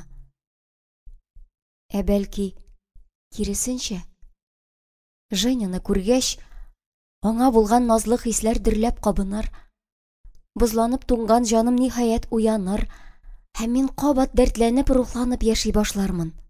Шулай итеп, кулыма диплом алу белән туп-туры Әлмәт ягына юл тоттым. Шәһәр мәгариф бүлегендә билгеләнеп чыккач, мине балалар бакчасына тәрбияче итеп җибәрделәр. Кайда яшәрмен дип баш ваткан идем, бу мәсьәләдә җиңел генә хәл ителеп куйды. Эшчеләр тулай торагыннан урын бирделәр. 2 кешелек җыйнак кына бүлмә. Мин урнашканда бүлмәдәшем эштә иде. Ул кичен генә кайтты. Аңа ялгыз яшәү рәхәтрәк булгандыр әлбәттә. Мин килгәнгә әллә ни сөенмәде. Иң беренче сорауы: "Йөргән егетең бармы?" булды. Мин юк дигәч, бик разый канәгать булып елмайды. Алайса яхшы, югыйсә Вали егетләр алып килеп үзәгемә үтте. Бу свидание урыны түгел, шуны белеп тор. Кызлар килгәнгә бер сүз әйтмим. Ну ират затын җинем сөйми. Мәдинә миннән олы, 27-30 яшьләр тирәсендәге, төскә биткә матур, тик хатыннар сыман юанрак, эре сөякле, тупас гәүдәле кыз иде. Аның фикер агышы миңа бик яхшы аңлашылды. Күңеле булсын өчен, икебез дә бер уйда икән. Мин дә аларны кешегә санамыйм, дидем. Мәдинә миңа үз итеп хуплап карап куйды. Бүлмәдәшләр белән дус яшәргә кирәк. Бигрәк тә карт кызлар белән. Мин сүземдә тордым. Бу сагабызны сыңар егет тә атлап кермәде. Шуңа күрәмедер, Мәдинә белән арабыз якынайып, җылынып китте. Моңа үзем дә шатландым. Чөнки ул Әлмәт районында гына яши. Авыллары шәһәрдән ерак түгел. Шуңа күрә атна сайын кайтып йөри. Мине дә үзе белән ияртә. Аларда рәхәт. Әнисе шундый ачык йөзле, ягымлы апа. Колхозда сыер савучы булып эшли. Мине үз кызы кебек якын итте. Кайткан сайын шатланып каршы ала. Киткәндә өебез иркен, уңайсызланма, рәхәтләнеп кайт дигән сүзләр белән озатып кала. Мәдинә әнисе белән генә үскән. Ул кичкенә чакта ук әтисе аларны ташлап киткән. Бәлки шуңа күрә дә ир-ат халкына нәфрәтледер ул. Бу хакта белгәч, алар миңа үз туганнарым кебек якын тоела башлады. Охшаш язмышлы кешеләр икәнбез. Гәрчә әтием булса да, мине ташламаса да, гамәлдә ул юк. Теге юлы минем белән хәтта 2 сүз дә сөйләшмәде. Аның каравы кифаясы каршында сандугач булып сайрый. Мәдинәгә серләремне түкмәсәм дә бер кайтуда аулакта калып, Мәдинә йомыш белән иптәш кызы янына киткән иде. Саимә апа белән икәүдән-икәү сөйләшеп утырдык. Әллә үз итеп җылы каравына, әллә бүлдермичә тыңлый алуына, бөтен күңелемне ачтым да салдым аңа. Хәлемә керүче табылганга күңелем булып, бераз яшь тә түгеп алдым әле. Эй, балакай. Тормыш дигәнең артык катлаулы шул. Яшь чакта түгел, чәчең агыргач та аңлап бетерә торган түгел. Иң мөһиме, эчеңдә ачу саклама үскәнем. Дошманыңны да аңларга, гафу итәргә тырыш. Кешене аңларга теләсәң, үзеңне аның урынына куеп карарга кирәк, диде Саимә апа. Эчтәге ачу кешене корт кебек кимерә ул. Бөтен чир шуннан килеп чыга. Әтиеңә дә җиңел түгелдер. Булай бер хәбәрсез, үз-үзеңне ашап йөргәнче, кайтып күрен син үскәнем. Аңлашып яшәргә кирәк. Үкенечкә калмасын. Саимә апа, сез ирегезне гафу иттегезме соң? Кичердем мин аны. Мәдинә генә гафу итә алмый. Шул нәфрәте аркасында егетләрне янына якын җибәрми дә инде. Лучше ялгыз яшим ди. Алай ярамый. Һәр кошның үз пары булырга тиеш. Югыйсә тормышның ни яме бар? Әти аркасында мин әнисез калдым. Алай диме үскәнем. Барыбызны да язмыш йөртә. Кайчан үләсебез тәкъдирдә язып куелган инде. Вакыты җитсә нишләсәң дә юк. Калганы сәбәп кенә аның. Аллаһ Тәгаләнең әмереннән башка яфрак та селкенмәс ди. Аның сүзләре белән килешмим мин. Язмыш диләр, тәкъдир диләр. Җир шарында миллионлаган кеше яши. Кем алар өчен тормыш планы төзеп утырсын? Киләчәкне түгел, иртәгә, алдагы мизгелдә үзен ни көткәнен дә белми яши бит кеше. Ходай ничек күреп, күзәтеп, ярдәм итеп бетерсен ди. Юктырла. Кеше үз язмышын үзе билгелидер. Әгәр кемдер безнең өчен төзеп корып куйган юл сукмактан гына барсак, Зиһен акыл дигәннәре нимә кирәк соң ул чагында? Атлар рәхәтләнеп өстәгеләр күрсәткән әзер юлдан, тәкъдирдә язылганны үтәп тыныч кына яши бир. Уйлап баш ватасы да юк. Явыз гамәлләрең өчен ояласы, үкенәсе дә юк. Мин тәкъдирдә язганча эшләдем дисең дә, шуның белән бигайбә, вәссәлам. Олы кешегә каршы сөйләп үземне тәрбиясез итеп күрсәтәсем килмәде. Бу уйлар дөньяга чыкмый күңелдә генә калды. Саимә апа сүзен дәвам итте. Әтиеңне гаепләргә хакың юк, Наргизә. Ата хакы, ана хакы изге нәрсә ул. Мәдинәгә дә күпме сөйлим, юк тыңламый. Әтисен якында китерми. Ул киләмени? Кызын ташламады Илһам. Гел ярдәм итеп торды.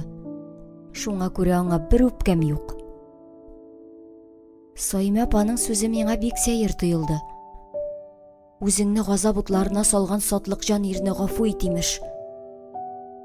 Ә мин хыянәтне мәңге кичермәс идем, дидем. Кичермәгәннән ни файда? Үзеңә генә авыр була ич. Ачу саклап йөрмә үскәнем. Кайт, аңлаш әтиең белән, диде Саимә апа. Тик ул күпме үгетләсә дә, мин үземнекен иттем. Кайтмадым.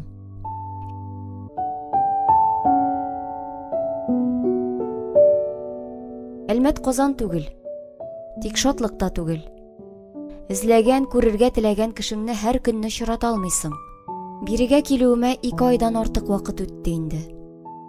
Ә Женяны күрергә насыйп булганы юк әле. Аның каравы кибеттән чыгып барганда, Хәмидә апа белән маңгайга маңгай сүзештек. Танымаганга салышып тиз генә үтеп китмәкче идем, үзе күреп өлгерде. Бәреш, Нәргизә! Хәмидә апа минем исемне гел шулай бозып әйтә. Үземә калса бик тә матур, бик тә назлы кадерле исемем аның авызыннан чүпрә салгандай күпереп бүртеп, тупас яңгырашлы Нәрхизәгә әйләнеп чыга. Син нишләп йөрисең монда? Базарга килгән идем. Әтиең беләнме? Юк, үзем генә. Син кайдасың хәзер? Укып бетергәнсеңдер бит. Бетердем, райүзәктә мәктәптә эшлим. Зарплатың күпме? Җитәрлек. Кияүгә чыкмадыңмы әле? Юк, чыксам белми калмас идегез. Хәзерге яшьләргә ышаныч юк. Миндә ышаныч бар. Шулай дигәч, Хәмидә апа әйтер сүзен онытып, авызын ачып калды.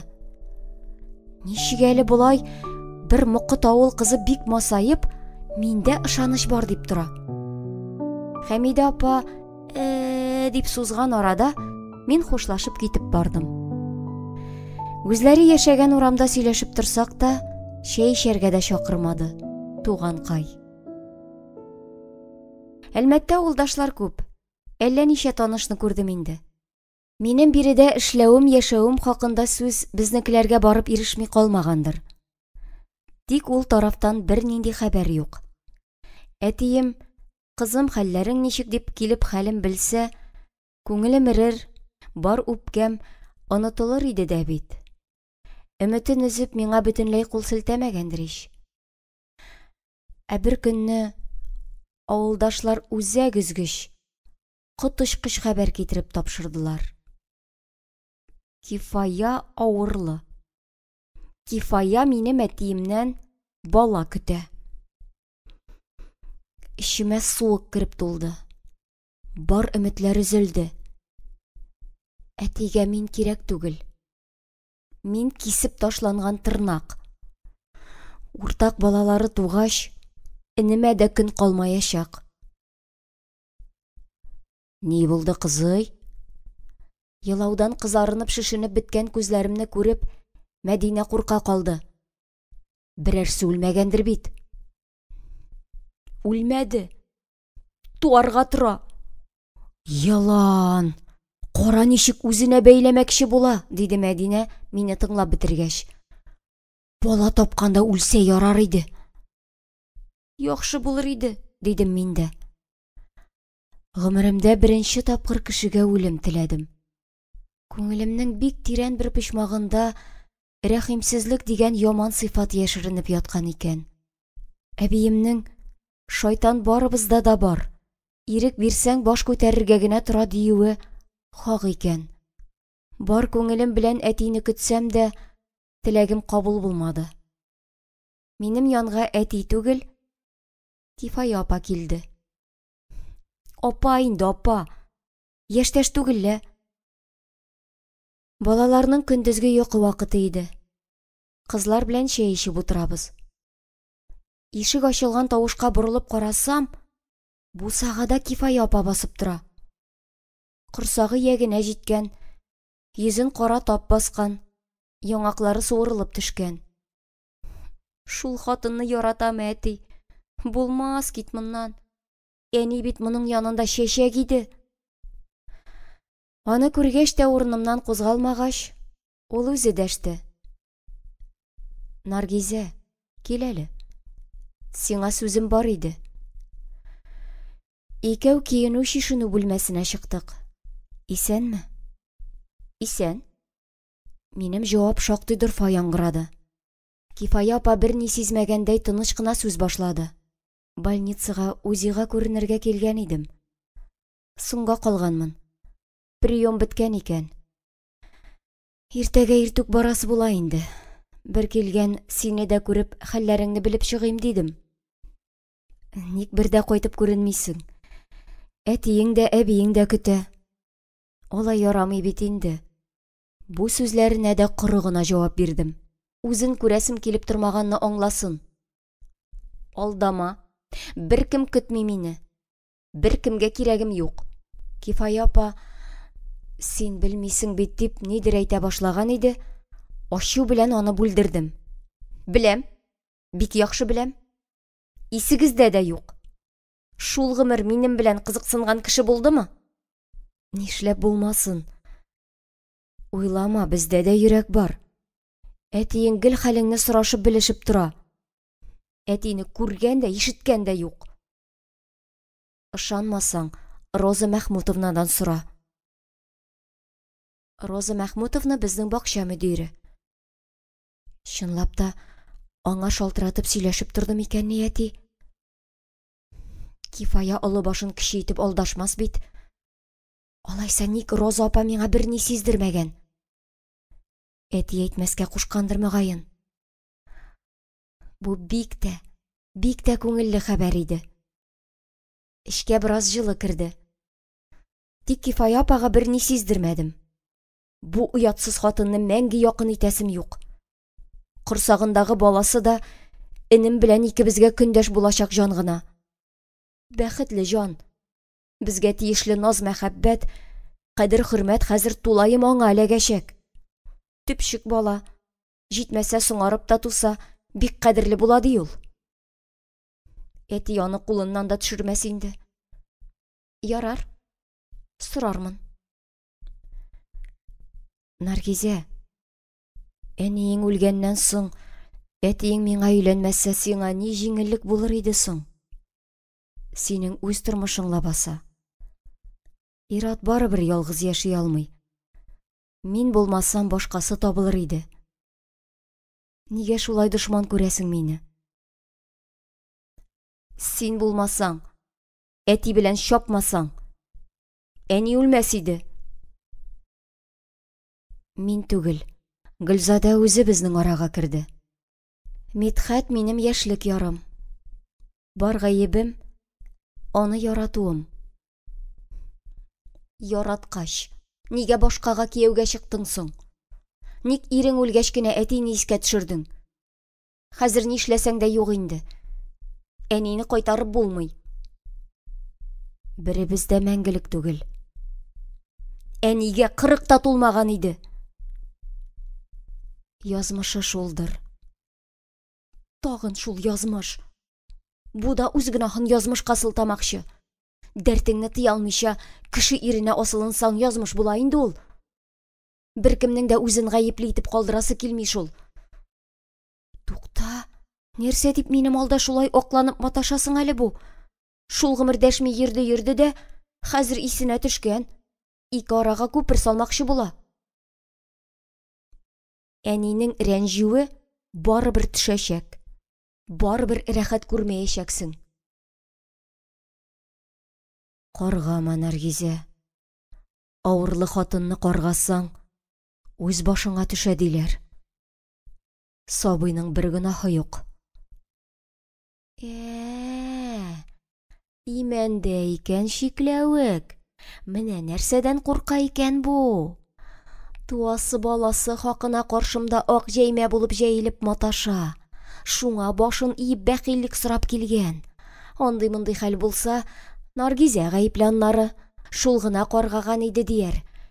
Әти каршында мине начарга чыгарыр. Курыкма, мин сине каргамыйм, дидем. Әгәр рәнҗеткән булсам, гафу ит. Кифая апа күземә мөлдерәп карап тора. Аның карашында әдәм күтәрмәслек ялвару, гаҗизлек. Әгәр тагы бер кыек сүз әйтсәм, бу күзләргә яшь тулачак. Апау, мин дә әбием кебек кырыс, рәхимсез кеше бугай. Коткан бәгыр. Юк, алай ярамый. Ни дисәң дә, бу бит әтигә бала алып кайтырга җыенган авырлы хатын. Бераз йомшарып, сүзне икенчегә борам. Кайда кунасың? Гостиницага барырмын, мөгаен. Әник мин дарабыйларга кермисең? Кифая апа башын иеп дәшми торды. Аннары гаепле елмаеп, Хәмидә апа да мине бик өнәп яратып бетерми бугай, диде. Кемне яратасың ул? Гостиницада йөрмә инде. Бездә кунарсың. Аңа адресны әйтеп, ничек барасын аңлатып, ачкычны тоттырып җибәрдем. Кифая апа каршы килмәде. Шатланып, рәхмәт әйтә-әйтә китеп барды. Минем дә авырлы хатынның рәнҗешен аласым килми шул. Бергә бер бүлмәдә кунсак та, кич буе шикердәшеп сөйләшеп утырдык дип әйтә алмыйм. Кифая апа чәй эчте дә сузылып яту ягын карады. Арадым, гаепләмәгез, аякларым шешенә, диде. Иртүк чыгып та китте. Астыртын хатын бу. Песи кебек утырган булса да, эче тулы корт түлке. Мәдинә әтинең хатыны артыннан шундый сүзләр әйтеп калды. Эй, кем белгән инде аны, дидем мин. Сүзне тирән әйтәсем килмәде. Аңлашырга омтылып, ачыктан ачык сөйләшүе, чакыруымны кире какмыйча минем янда куна калуы, үги янама булган нәфрәтемне киметкән иде. Матур кәгазьгә төрми генә турыдан әйткән сүзләре дә ихлас тоелды. Сайма апа кушканча, үземне аның урынына куеп карадым. Кайнана, ир көйләп, үги балалар тәрбияләп яшәү аңа да җиңел түгелдер. Исәннәргә яшәргә кирәк. Һәркем үзенчә бәхетле булырга азаплана. Киткәндә Кифая апа тагы бер кат әйтте. Без сиңа чит кешеләр түгел, Наргизә. Булай йөрмә. Кайтып күрен. Илнар да сине сагына. Белә минем йомшак җирне. Онытып та торам. Сиңа хат язып җибәргән иде ул. Хатка бик сөендем. Апа, кайчан кайтасың? Мин сине бик сагындым, дип язган инем. Шул сүзләрне укыгач, күңелем тулып чак елап җибәрмәдем. Кифая апа белән очрашу эссез узмады. Җанымны сырып алган салкын бәсләрдән, үпкә ачу юшкыннарыннан арынып, йомшара башладым бугай.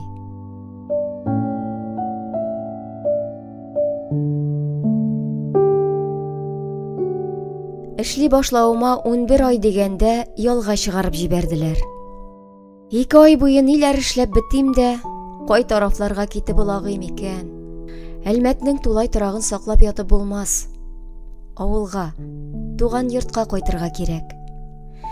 Иң якын кешеләрем, әбием, әтием, Илнар янына. Анда тагын бер кан кардәш, бәләкәй енем дә бар. Әтинең улы булса да, белмим, якын итеп булырмы инде аны. Алдан ук баш ватудан файда юк. Кайткач күз күрер. Мәдинә, әйдә кыргыйлар булып диңгез буйларын айкап кайтабыз дигән иде. Тик ялларыбыз туры килмәде. Мәдинә төзелештә буяучы булып эшли. Җәй алар өчен урып җыю вакыты. Чернобыль авариясеннән соң ул якларга бару куркынычта диләр әле. Һавасы да, суы да зыянлы имеш. Безнең эштәге бер хатынның ирен Чернобыльгә җибәргән булганнар. Кайтып ярты елда яши алмаган мескен. Диңгез буена башка вакытта барырбыз инде. Бу юлы авылга кайтырга кирәк. Туган авыл, туган йорт бер генә була. Кайтырга кирәк. Кулыма акча алу белән юлга җыена башладым. Акча дигәннән мин аны бик туздырмаска тырышам. Ашау-ишүдән калганын саклык кенәгәсенә җыеп барам. Үзем эшли торып, өйдәгеләрдән ярдәм сорап булмас. Кем белә, бәлки туйлар килеп чыгар. Егетем әлегә юк-югын. Сәлимне былтыр яз армиягә алганнар иде. Аны затырга кайтып булмады. Очрашып йөрмәсәк тә, күршем, классташым, балачак дустым лабаса. Зәйнәбе заткандыр әле. Көтәм дип вәгъдәләр биреп калгандыр. Женяны очратуга да өметне өздем. Бәлки ул Әлмәттән китеп үк баргандыр. Халык бит хәзер акча эшләр өчен Себер якларына урнаша. Анда көрә балалар имеш. Рәхәт яшисең килсә, Себер кияүен эләктерергә тырыш диләр миңа эштәгеләр. Байлыкка исем китмилә анысы. Кешесе яхшы булсын.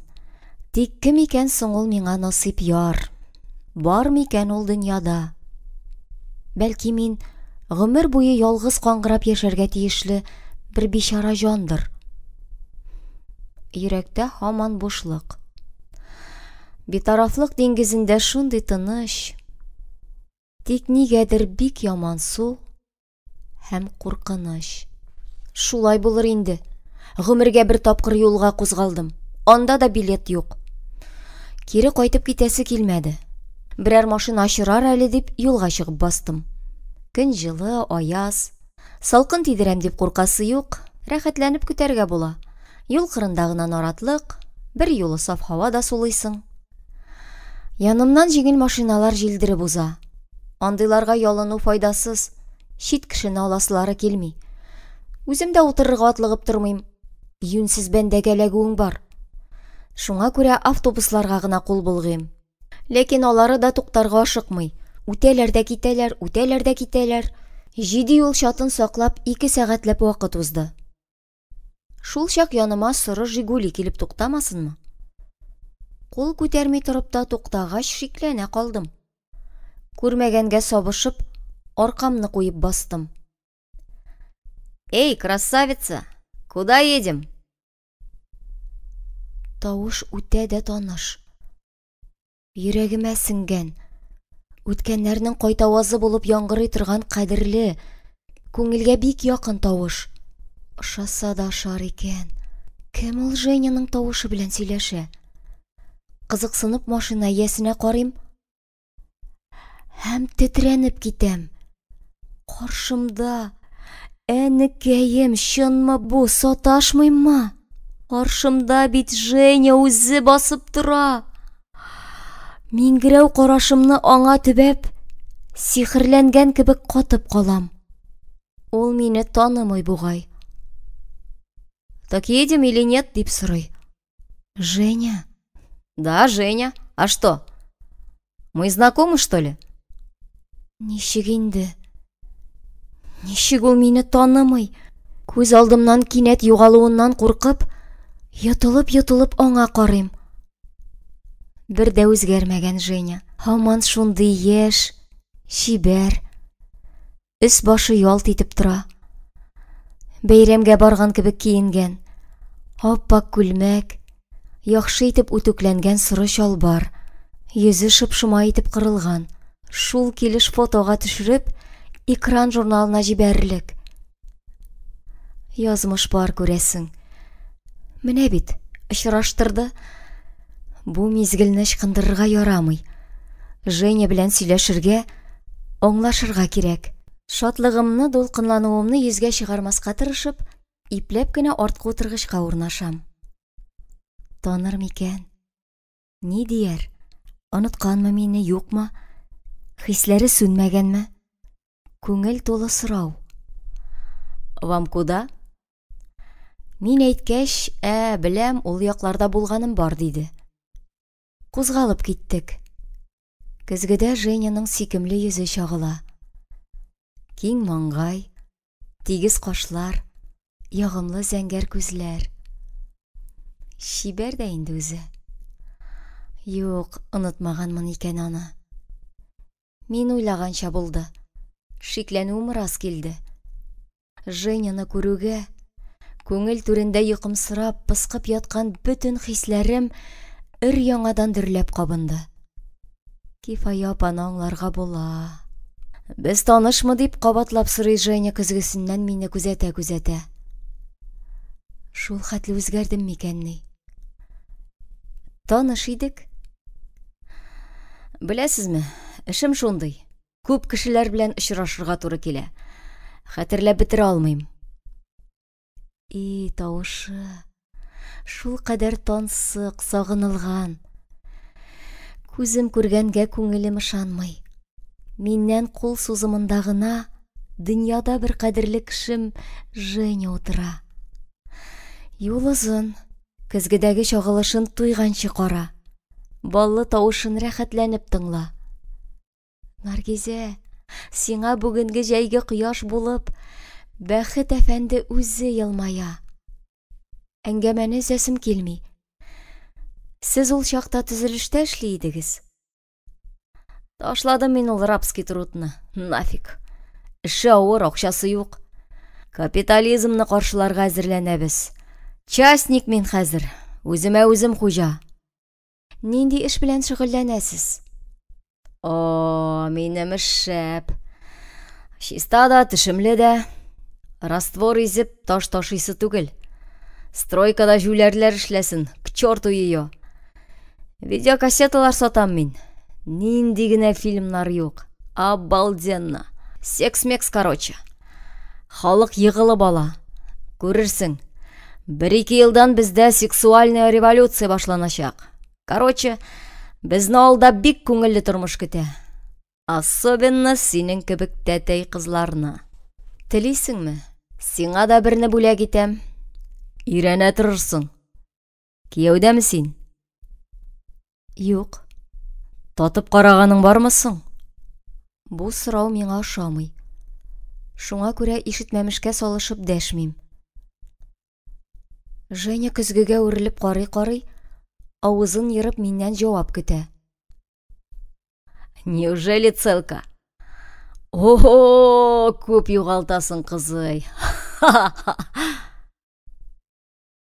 Абау, нинди ямсыз сөйләшү.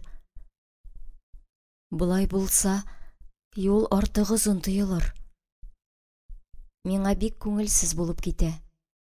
Әле бая гына бөтен барлыгымны биләп алган шатлык дулкыннары басылып тынып кала. Үзгәргән Женя.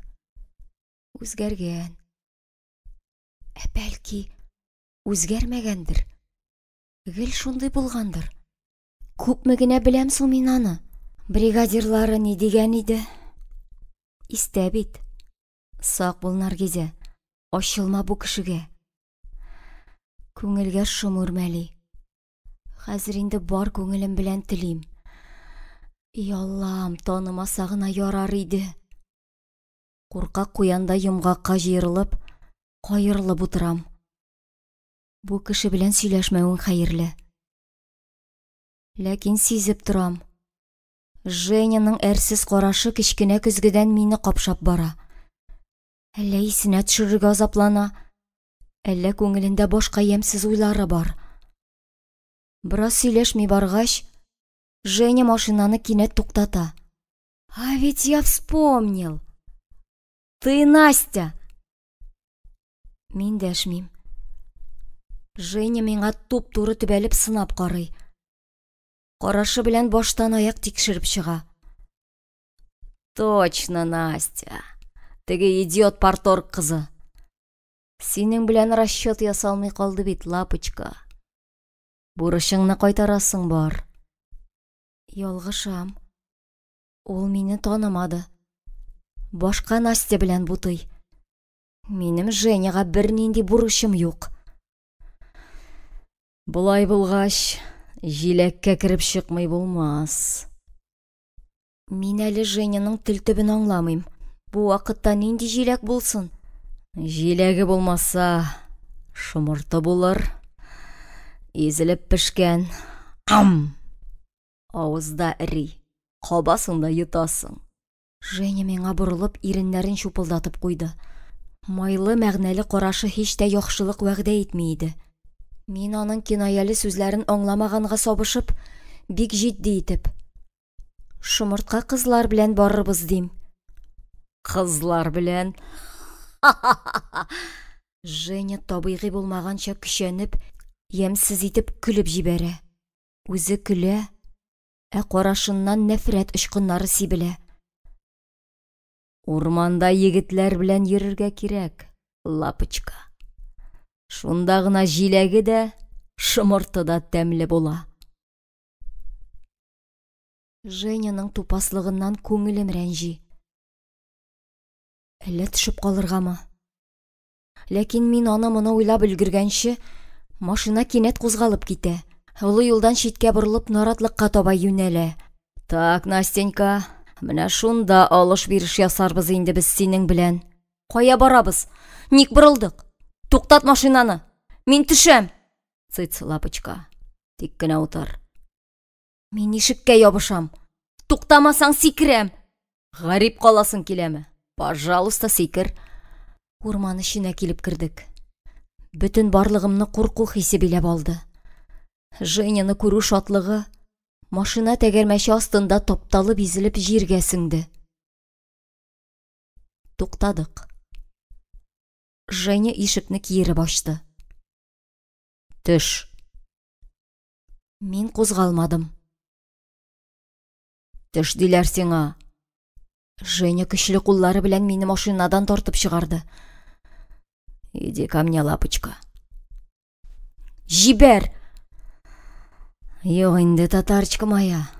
Теге вакытта синең аркада эт итеп кыйнап ташладылар. Күпме эшләп тиешле акчабызны ала алмадык. Парторг папашың тырышты. Хәзер барысы өчен дә түләрсең. Минем каршымда бөтенләй башка Женя. Аның күзләре кытырган үгезнеке кебек акайган. Карашында кабер суыклары. Ул минем беләкләрне умырып кыскан. Мин аның кулларыннан ычкынмакчы булып тыпырчынам. Ләкин ул да булмый. Женя тез астыма китереп тибә дә, мине җиргә егып сала. Авыр гәүдәсе белән өстемә каплана. Колагыма йырткыч мышнавы ягыла. Йөземне селәгәйле иреннәр ялый. Әрсез тупас куллар күлмәк изүемә кереп күкрәгемне капшый. Я Аллам! Ничә еллар буе шул кабахәт җан өчен ут йоттыммы? Шул иблисне сагынып яшь түктемме? Җанымны нәфрәт, җирәнү хисләре биләп ала.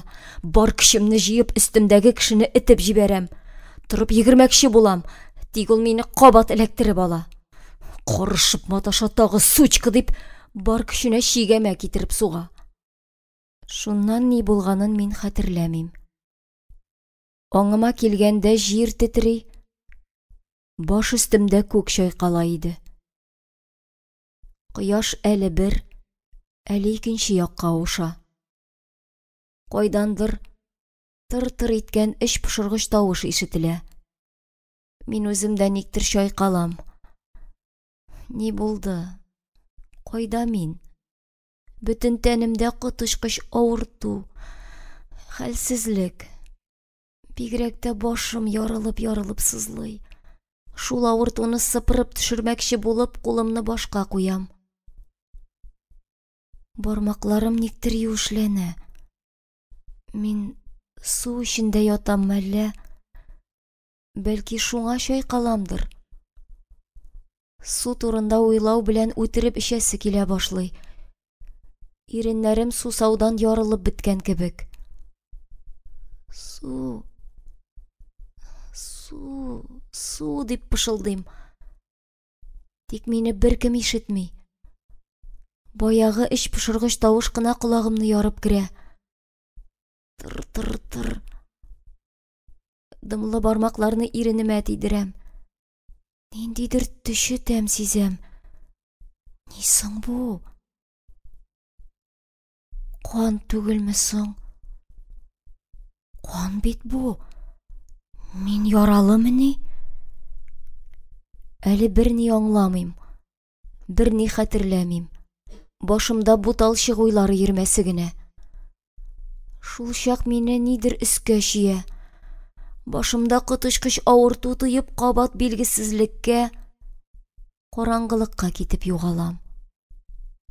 Күземне ачканда, каршымда зәңгәр киемле кеше басып тора иде. Ул гүя зәңгәр томан эченнән килеп чыкты. Томан тарала барды. Кешенең кавын кебек озынча башы пәйда булды. Аның чәчләре дә, каш керфекләре дә, сипкел баскан йөзе дә сары. Бары тик күзләре генә сары башаклар арасына кереп буталган күк чәчәктәй зәңгәр иде. Мин аңа төбәлеп карыйм. Тик таный алмыйм. Милиционерлар арасында танышларым юк. Нигә килгән ул минем янга? Ни кирәк аңа? Тәк, кем булабыз инде без? Мин кайда? Миңа милиционер түгел, ниндидер хатын-кыз җавап бирде. Борчылма. Больницада син. Шундый ягымлы тавыш ясен күрергә теләп, башымны борган идем. Авыртудан күзләремә яшь атылып чыкты. Кузгалма, апаем. Тыныч кына ят. Бу юлы тавыш баш учымда гына ишетелде. Каршымда ак халатлы апа басып тора иде. Чёрт возьми, моның сөйләшерлек рәте дә юк бит, ди милиционер. Кайдадыр себерелеп йөриләр дә, безгә шуларның пычрагын җыярга кала. Олай димәгез инде, ди ак халатлы апа. Бигрәк каты кыйнаганнар бичараны. Бирмәгәндер. Бирәсе булмагач, ничек урманда йөрергә? Мин аларның сүзләренә төшенеп бетә алмыйм әле. Кем турында сөйләшүләрен дә аңламыйм. Эй, кызый, сөйләшерлек рәтең бармы? Исемең ничек? Хәтерлисеңме? Наргизә. Кычкырыбрак әйт, ишетмим. Кычкырып әйттем түгелме соң инде? Үз тавышымнан хәтта башым чыңлап китте. Бәлки иртәгә килерсез. Күреп торасыз, хәле юк бит. Көн сайын свиданиягә килеп йөрергә вакыт юк минем. Безнең эштә оперативность кирәк. Кайнар эздән йөрмәсәң, шиш тотарсың көчләүчене. Я, ялындырма. Сөйлә. Ни булды анда сезнең? Кайда? Кайчан? Мин белмим. Берни хәтерләмим. Бернинди уйсыз буш карашымны милиционерга төбим. Да, пожалуй, берни барып чыкмас. Тәки иртәгә килергә калыр. Милиционер күз алдымнан югала. Аның дөп-дөп баскан аяк тавышлары ерагая. Янымда ак халатлы апа гына кала. Кайгырма, сеңлем. Хәтерең кайтыр. Син әле шок хәлендә. Үзең белән ни булганын исеңә төшерергә тырыш. Сине җәберләгән бәндә тиешле җәзасын алырга тиеш. Табарлар, утыртырлар. Бу апаның тавышы бигрәк йомшак. Шундый назлы. Әнинекенә охшаган. Әни килсен иде. Аны күрәсем килә. Күзем йомыла. Төшемдә наратлар күрәм. Бик күп наратлар. Шундый тезләр, шундый биекләр. Алар гүя вальс бийләр. Әйләнәләр дә әйләнәләр. Мин төнлә уяндым. ап-айнык булып. Акылым җәйге күктәй аяз иде. Уянуга барысын да искә төшердем. Авылга кайтырга җыенып юлга чыгып басуымны, Женяны очратуымны, аның сүзләрен, кизәнүләрен дә искә төшердем.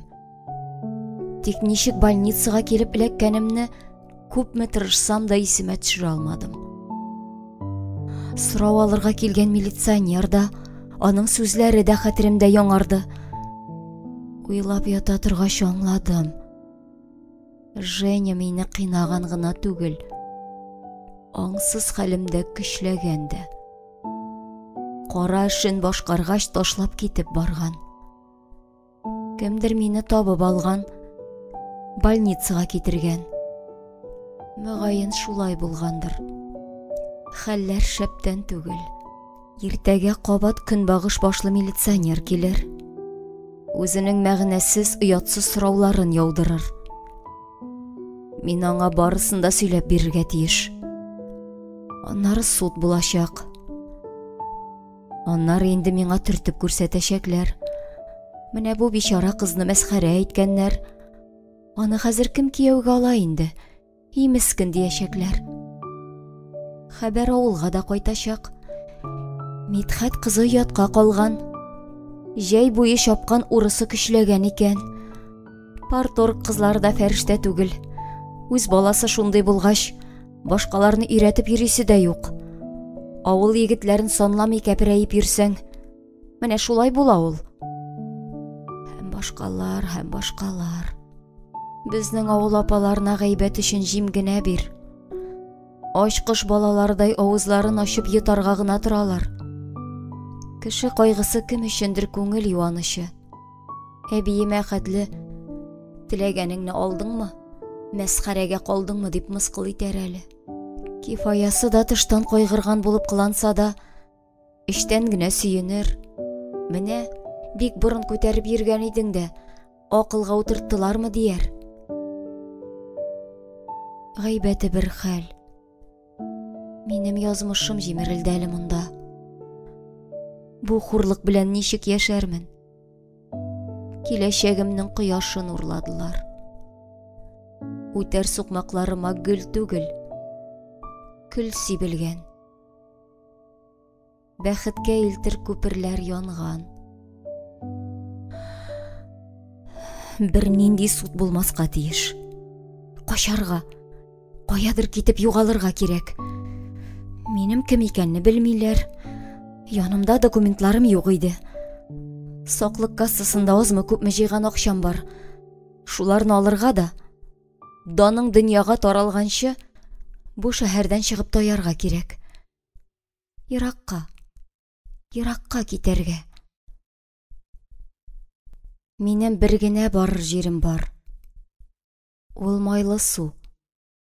Анда әниемнең туганы Фатыйма апа яши. Ул мине куып чыгармас. Үз янына сыйдырыр. Минем кайдалыгымны бер кем белмәс. Югалган икән, югалган. Югалган кешеләр дөнья тулы. Мин беренчесе дә, соңгысы да түгел.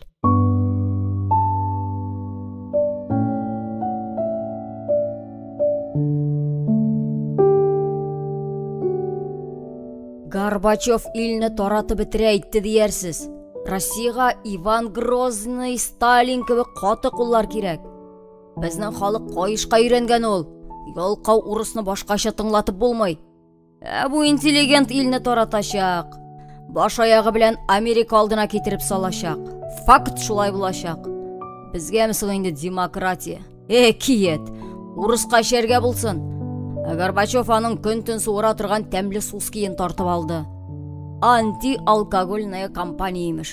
Тфу, әдәм көлкесе. Урыс эчмиме соң инде? Шунсыз яши алмый бит ул. Бу демагогтан точно рәт чыкмый. Все коту под хвост. Демократия дигән нәрсәне безнең халык мәңгедә аңламаячак.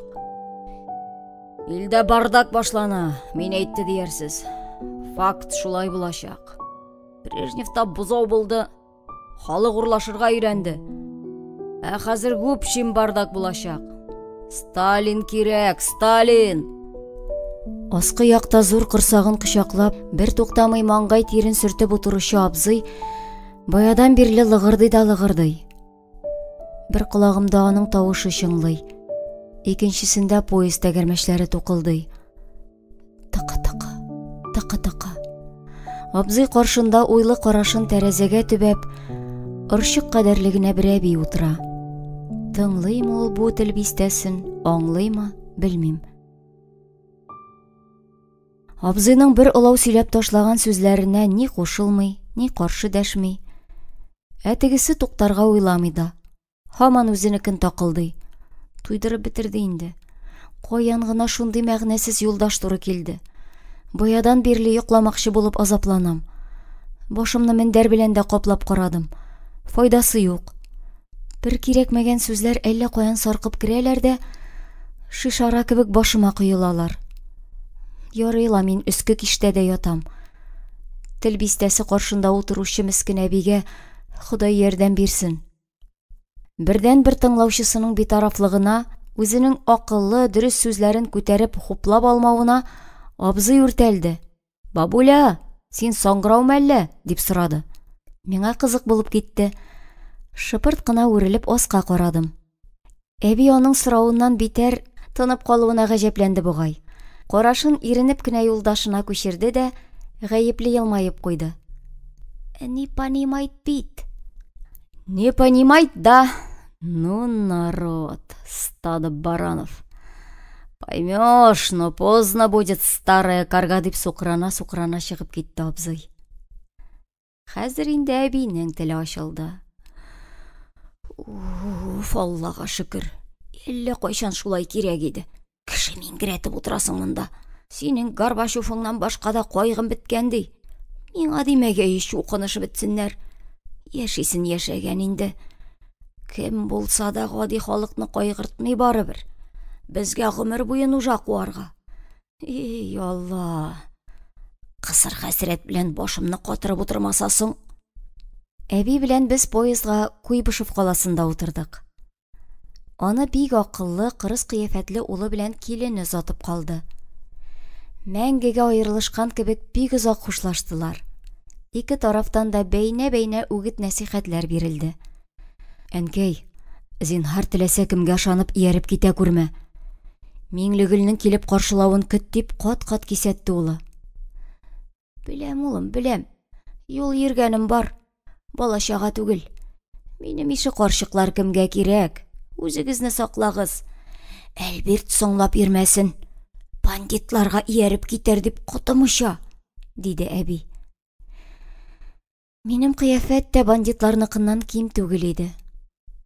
Шуңа күрә вагонга керү белән урын җир алганчы ук өске ятакка менеп кунакладым да, поезд кузгалып киткәнче тынымны да чыгармадым. Әмма 3 тәүлек буе качып ятып булмый. Анда-монда барып килгән арада да әбинең очлы күзе барысын да күреп чамалап алды. Тик аның да бу дөньяда беренче көн генә яшәүе түгел. Әллә ни исе китмәде. Хәлемә кереп, ирен кыйнадымы әллә дип кенә сорады. Миңа җавап эзләп баш ватасы да калмады. Йөземә мескен кыяфәт чыгарып, иремнән зарланырга тотындым. Ишәдер әле иблис. Шул шайтан суы әдәмнәрнең акылын томалый, диде әби. Ишә шул. Кибеттә булмаса, җир тишегеннән табып булса да ишәләр имансызлар. Ул якка башлары эшли аларның. Минеке дә баш аягы белән кирип чумган иде. Сугыштан иренеп кайтты. Аңа хәтле оракы дигән нәрсәнең барлыгын да белми идек. Картайгач та ташламады. Намаз укып утырасы урында шуны чимерә иде. Теге дөньяда җавап бирәсең бар. Иртәнге намазыңны булса да укы дип үгетли идем. Кая ул? Намаз укымагансың дип кире борып кайтармаслар әле дип авыз гына йыра иде. Бозылды ирләр, бозылды. Шул нәрсә авызларына керсә, зина да кылалар, кан да коялар. Әби миңа кызганыч караш ташлады. Ярый әле исән калгансың, улан. Бөтенләй имгәтеп ташламаган. Инде кая барасың соң? Әндижанга, апамнарга. Бәпкәм, юлың бигрәк ерак икән. Башка туганнарың юкмыни? Киткәнеңне ирең беләме соң? Эзләп бармагай тагын? Юк, бармас. Миннән кытылганына шатланып утырадыр әле. Алдагысы хәерле булсын диң. Худайдан бәхет, тәүфиклы иптәш сора. Әби миңа байтак акыл өйрәтте. Мин дә ярыйсы гына борчак сиптем. Юлда очраган бер кешегә тормыш юлыңны бәйнә-бәйнә сөйләп утырмассың бит. Оренбургка җиткәч, безнең янга менә бу акыл иясе тел бистәсе менеп кунаклады.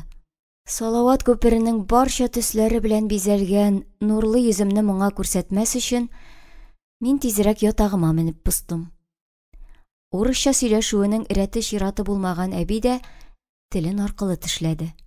Абзый кереп урнашу белән уфылдый сумкасыннан 1 еллык запасын чыгарып, башта рәхәтләнеп сыйланды.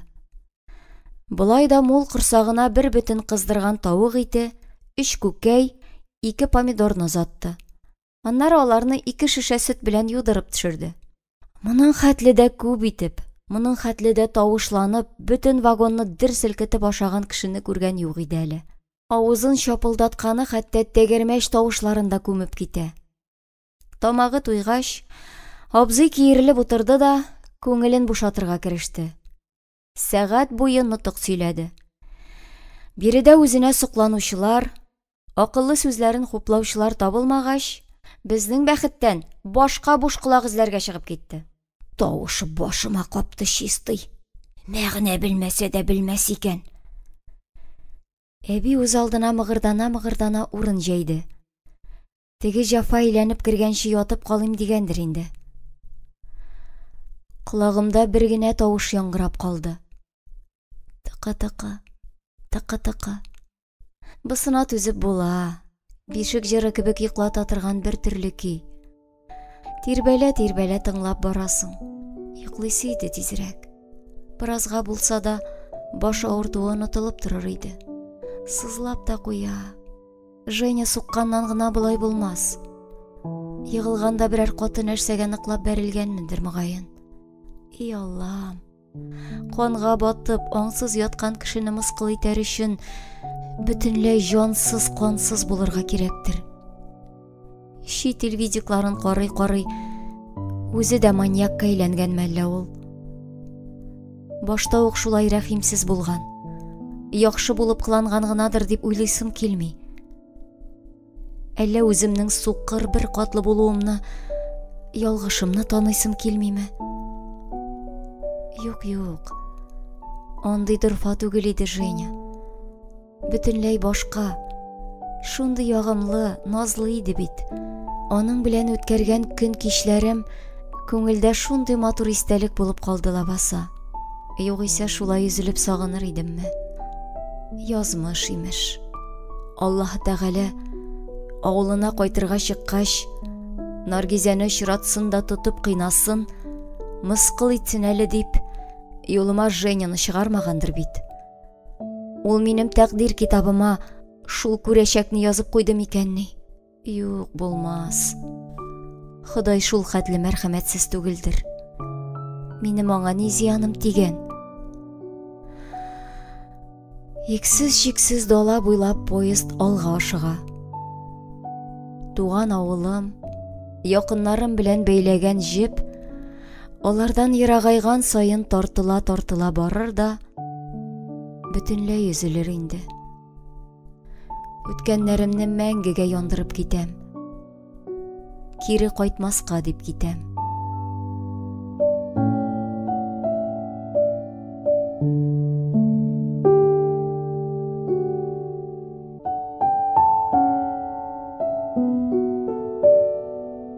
Китү җиңел булмады. Больницадан төн уртасында чыгып качтым. Качтым дию генә җиңел. Басып торырлык та хәлем юк иде. Ярый әле палатам беренче катта.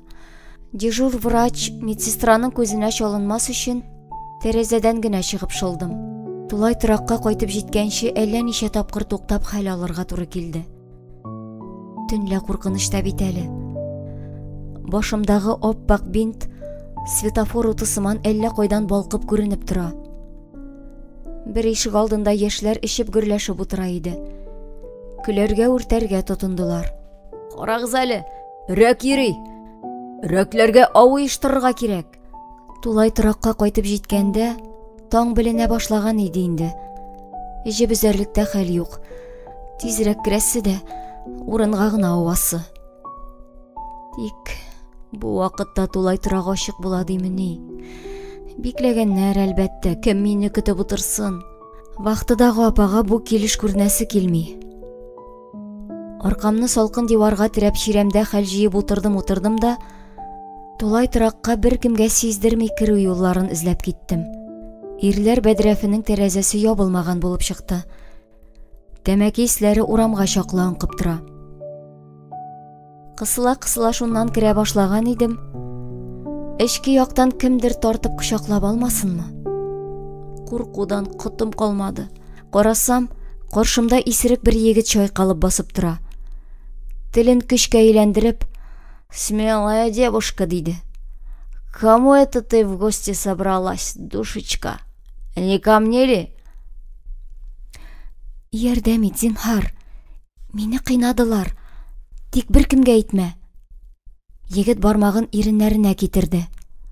«Могила. Коридорда кеше юкмы?» «Абсолютно никого. Ты да я. И мы вдвоем. Пошли».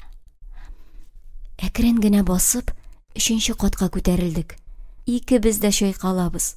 Мин дә исеректән һич ким түгел. Бүлмәмә килеп җиткәч, егетне тагын бер кат кисәттем. «Беркемгә әйтмә, яме. Син мине күрмәдең. Килештекме?» Егет елмаеп кул гына булгады. Мәдинә дөньясын онытып йоклый иде. Баштан аяк юрганымны ябынып, мин дә урынга аудым. «Кызый, син нишләп монда? Кайтып китмәдеңмени?» дип сорады иртән Мәдинә. Юрган астыннан йокы аралаш мыгырданып җавап бирдем. «Автобус ватылды. Кире кайттык». Дигән булды Мәдинә. Аңарда минем кайгы түгел иде. Ашык-пошык җыенды да эшкә чыгып китте. Адымнары ерагайгач, мин дә урынымнан кузгалдым. Хәлләр мөшкел. Сызламаган җир юк. Кыяфәтем һич тә шәп түгел. Көзгегә карагач, имәнеп киттем хәтта. Күз төпләрем күгәреп чыккан. Сул яңак шешенгән. Шулай да башка яулык бәйләп, биткә кара күзлек элеп, тәвәккәлләп чыгып киттем. Чөнки саклык кассасындагы акчамны алырга кирәк. Барам шулай кача-пыса. Урамдагы һәр кеше миңа аптырап карый төсле. Танышларны очратудан куркып, погонлы кеше күргән сайын сискәнеп, катырак җил иссә дә таралып китәргә торган җимерек гәүдәмне көч-хәл белән өстерәп, йомышларымны үтәп йөрдем. Мәдинә кайтканчы Тулай торактан чыгып китәргә. Аның күзенә башка чалынмаска кирәк иде. Ул мине бу кыяфәттә күрергә тиеш түгел. Кием салым ишәйберләрне күтәрерлек хәл булмагач, үзем белән акча, документларны гына алдым да вокзалга юнәлдем. Инде менә Мәскәү-Ташкент поездында барам. Әлегә мине эзләүче юктыр. Әлегә югалуымны белүче дә юктыр. Авылдагылар өчен мин Әлмәттә, Әлмәттәгеләр мине авылда дип белә. Шуңа күрә күңелем тыныч. Алдагысын күз күрер. Минем бер нәрсә турында уйлыйсым килми. Бары ял итәсем, үзем белән булган бу җан ишеткеч вакыйганы тизрәк онытасым килә. Барысын онытып, дөньяга өр-яңадан туганда яшисем килә. Тормышымны тәүге кардай аппак, чиста биттән башлар өчен үз-үземнән качып бик ерак, Бик озын юлга чыктым мин. Үткәннәрдән башка киләчәк юк диләр. Әмма үткәннәргә нокта куелган, пәрдә корылган. Август айының болытлы бер көнендә таныш түгел юллар буйлап ашкына билгесез киләчәгемә таба таулар артындагы кояшны эзләп китеп барам. Анда яңа дуслар, яңа танышлар, яңа серле тормыш. Бәлки әле яңа саф мәхәббәт тә. Үткән белән киләчәк арасындагы күпер дөрләп янды. Кире кайтыр юллар мәңгегә өзелгән. Хәтта поезд тәгәрмәчләре дә минем уйларым белән килешкәндәй тыкы-тыкы диюеннән туктап, өзелде дип кабатлый кебек. Икенче бүлек. Жизнәм яшь вакытта бик шибәр кеше булган. Аның гаилә альбомындагы сүрәтләрен карыйм да таң калам. Чиста тулы йөз, тигез кара кашлар, йөрәгеңә утлы ук булып кадалырлык үткен кыю караш. Ул чәчләр шундый куеп, күпереп дулкынланып тора. Шибәр инде, шибәр. Бу йөздән бер гаип тапмассың. Карлыгандай кара күзләренең шак катмалы матур икәнлеге шул тынык сыйфатсыз рәсемдә дә кычкырып тора. Фатыйма апаның бер күрүдә гашыйк булуы гаҗәпмени? Әнисен елата, артына да борылып карамыйча, шул егеткә ярып чыгып киткән бит авылдан. Әле кая диген, гомер күрмәгән чит ят җиргә. Кырыс кайнана белән кайната янына. Алар газиз улларын туган якка өйләнергә дип кайтарып җибәрәләр. Чыбык ише туганнары инде кәләш тә табып куйган була. Бирнәләрен җыештырып, ияртеп кенә китәсе. Төенчекләре өстендә булачак кияүен 4 күз белән көтеп утыра ул кызый. Кайта Ләбип. Кишен киенеп ясанып тугайга төшеп китә. Апасы кәләшнең ниндирәк икәнен бәйнә аңлата. Арада иң шибәре булыр. Өстендә зәңгәр чәчәкле ситсы күлмәк булыр. Эзләп таба Ләбип кызны. Кич буе шуның янында бетерелә. Озатып кайта. 3 көннән үзе белән яртып алып та китә. Әтеге кәләш төенчекләре өстендә утырып елап кала. Ләкин Фатыйма апаны да кәнфит күмәч белән көтеп тормыйлар. Мәхәббәт сихреннән бик тиз айный. Канатланып менеп киткән 7 кат күгеннән каты җиргә мәтәлеп төшә. Фатыйма апа үзе турында сөйләгәндә, мине ахирәте урынына күреп, күңел төбендәге бөтен серен чыгарып селки. Эй, сагындым да соң шул чакларда авылны. Еламаган көн юк иде. Ләбип шибәр, миңа гына карап утырмый, төрле якка чаба. Аңа кызык кирәк. Ә минем итәк бозга ябышкан. Кулда 2 бала. Өйдәге эшне тавык чүпләп бетерә торган түгел. Кайнатам бик кырыс кеше иде. Яшәдек инде.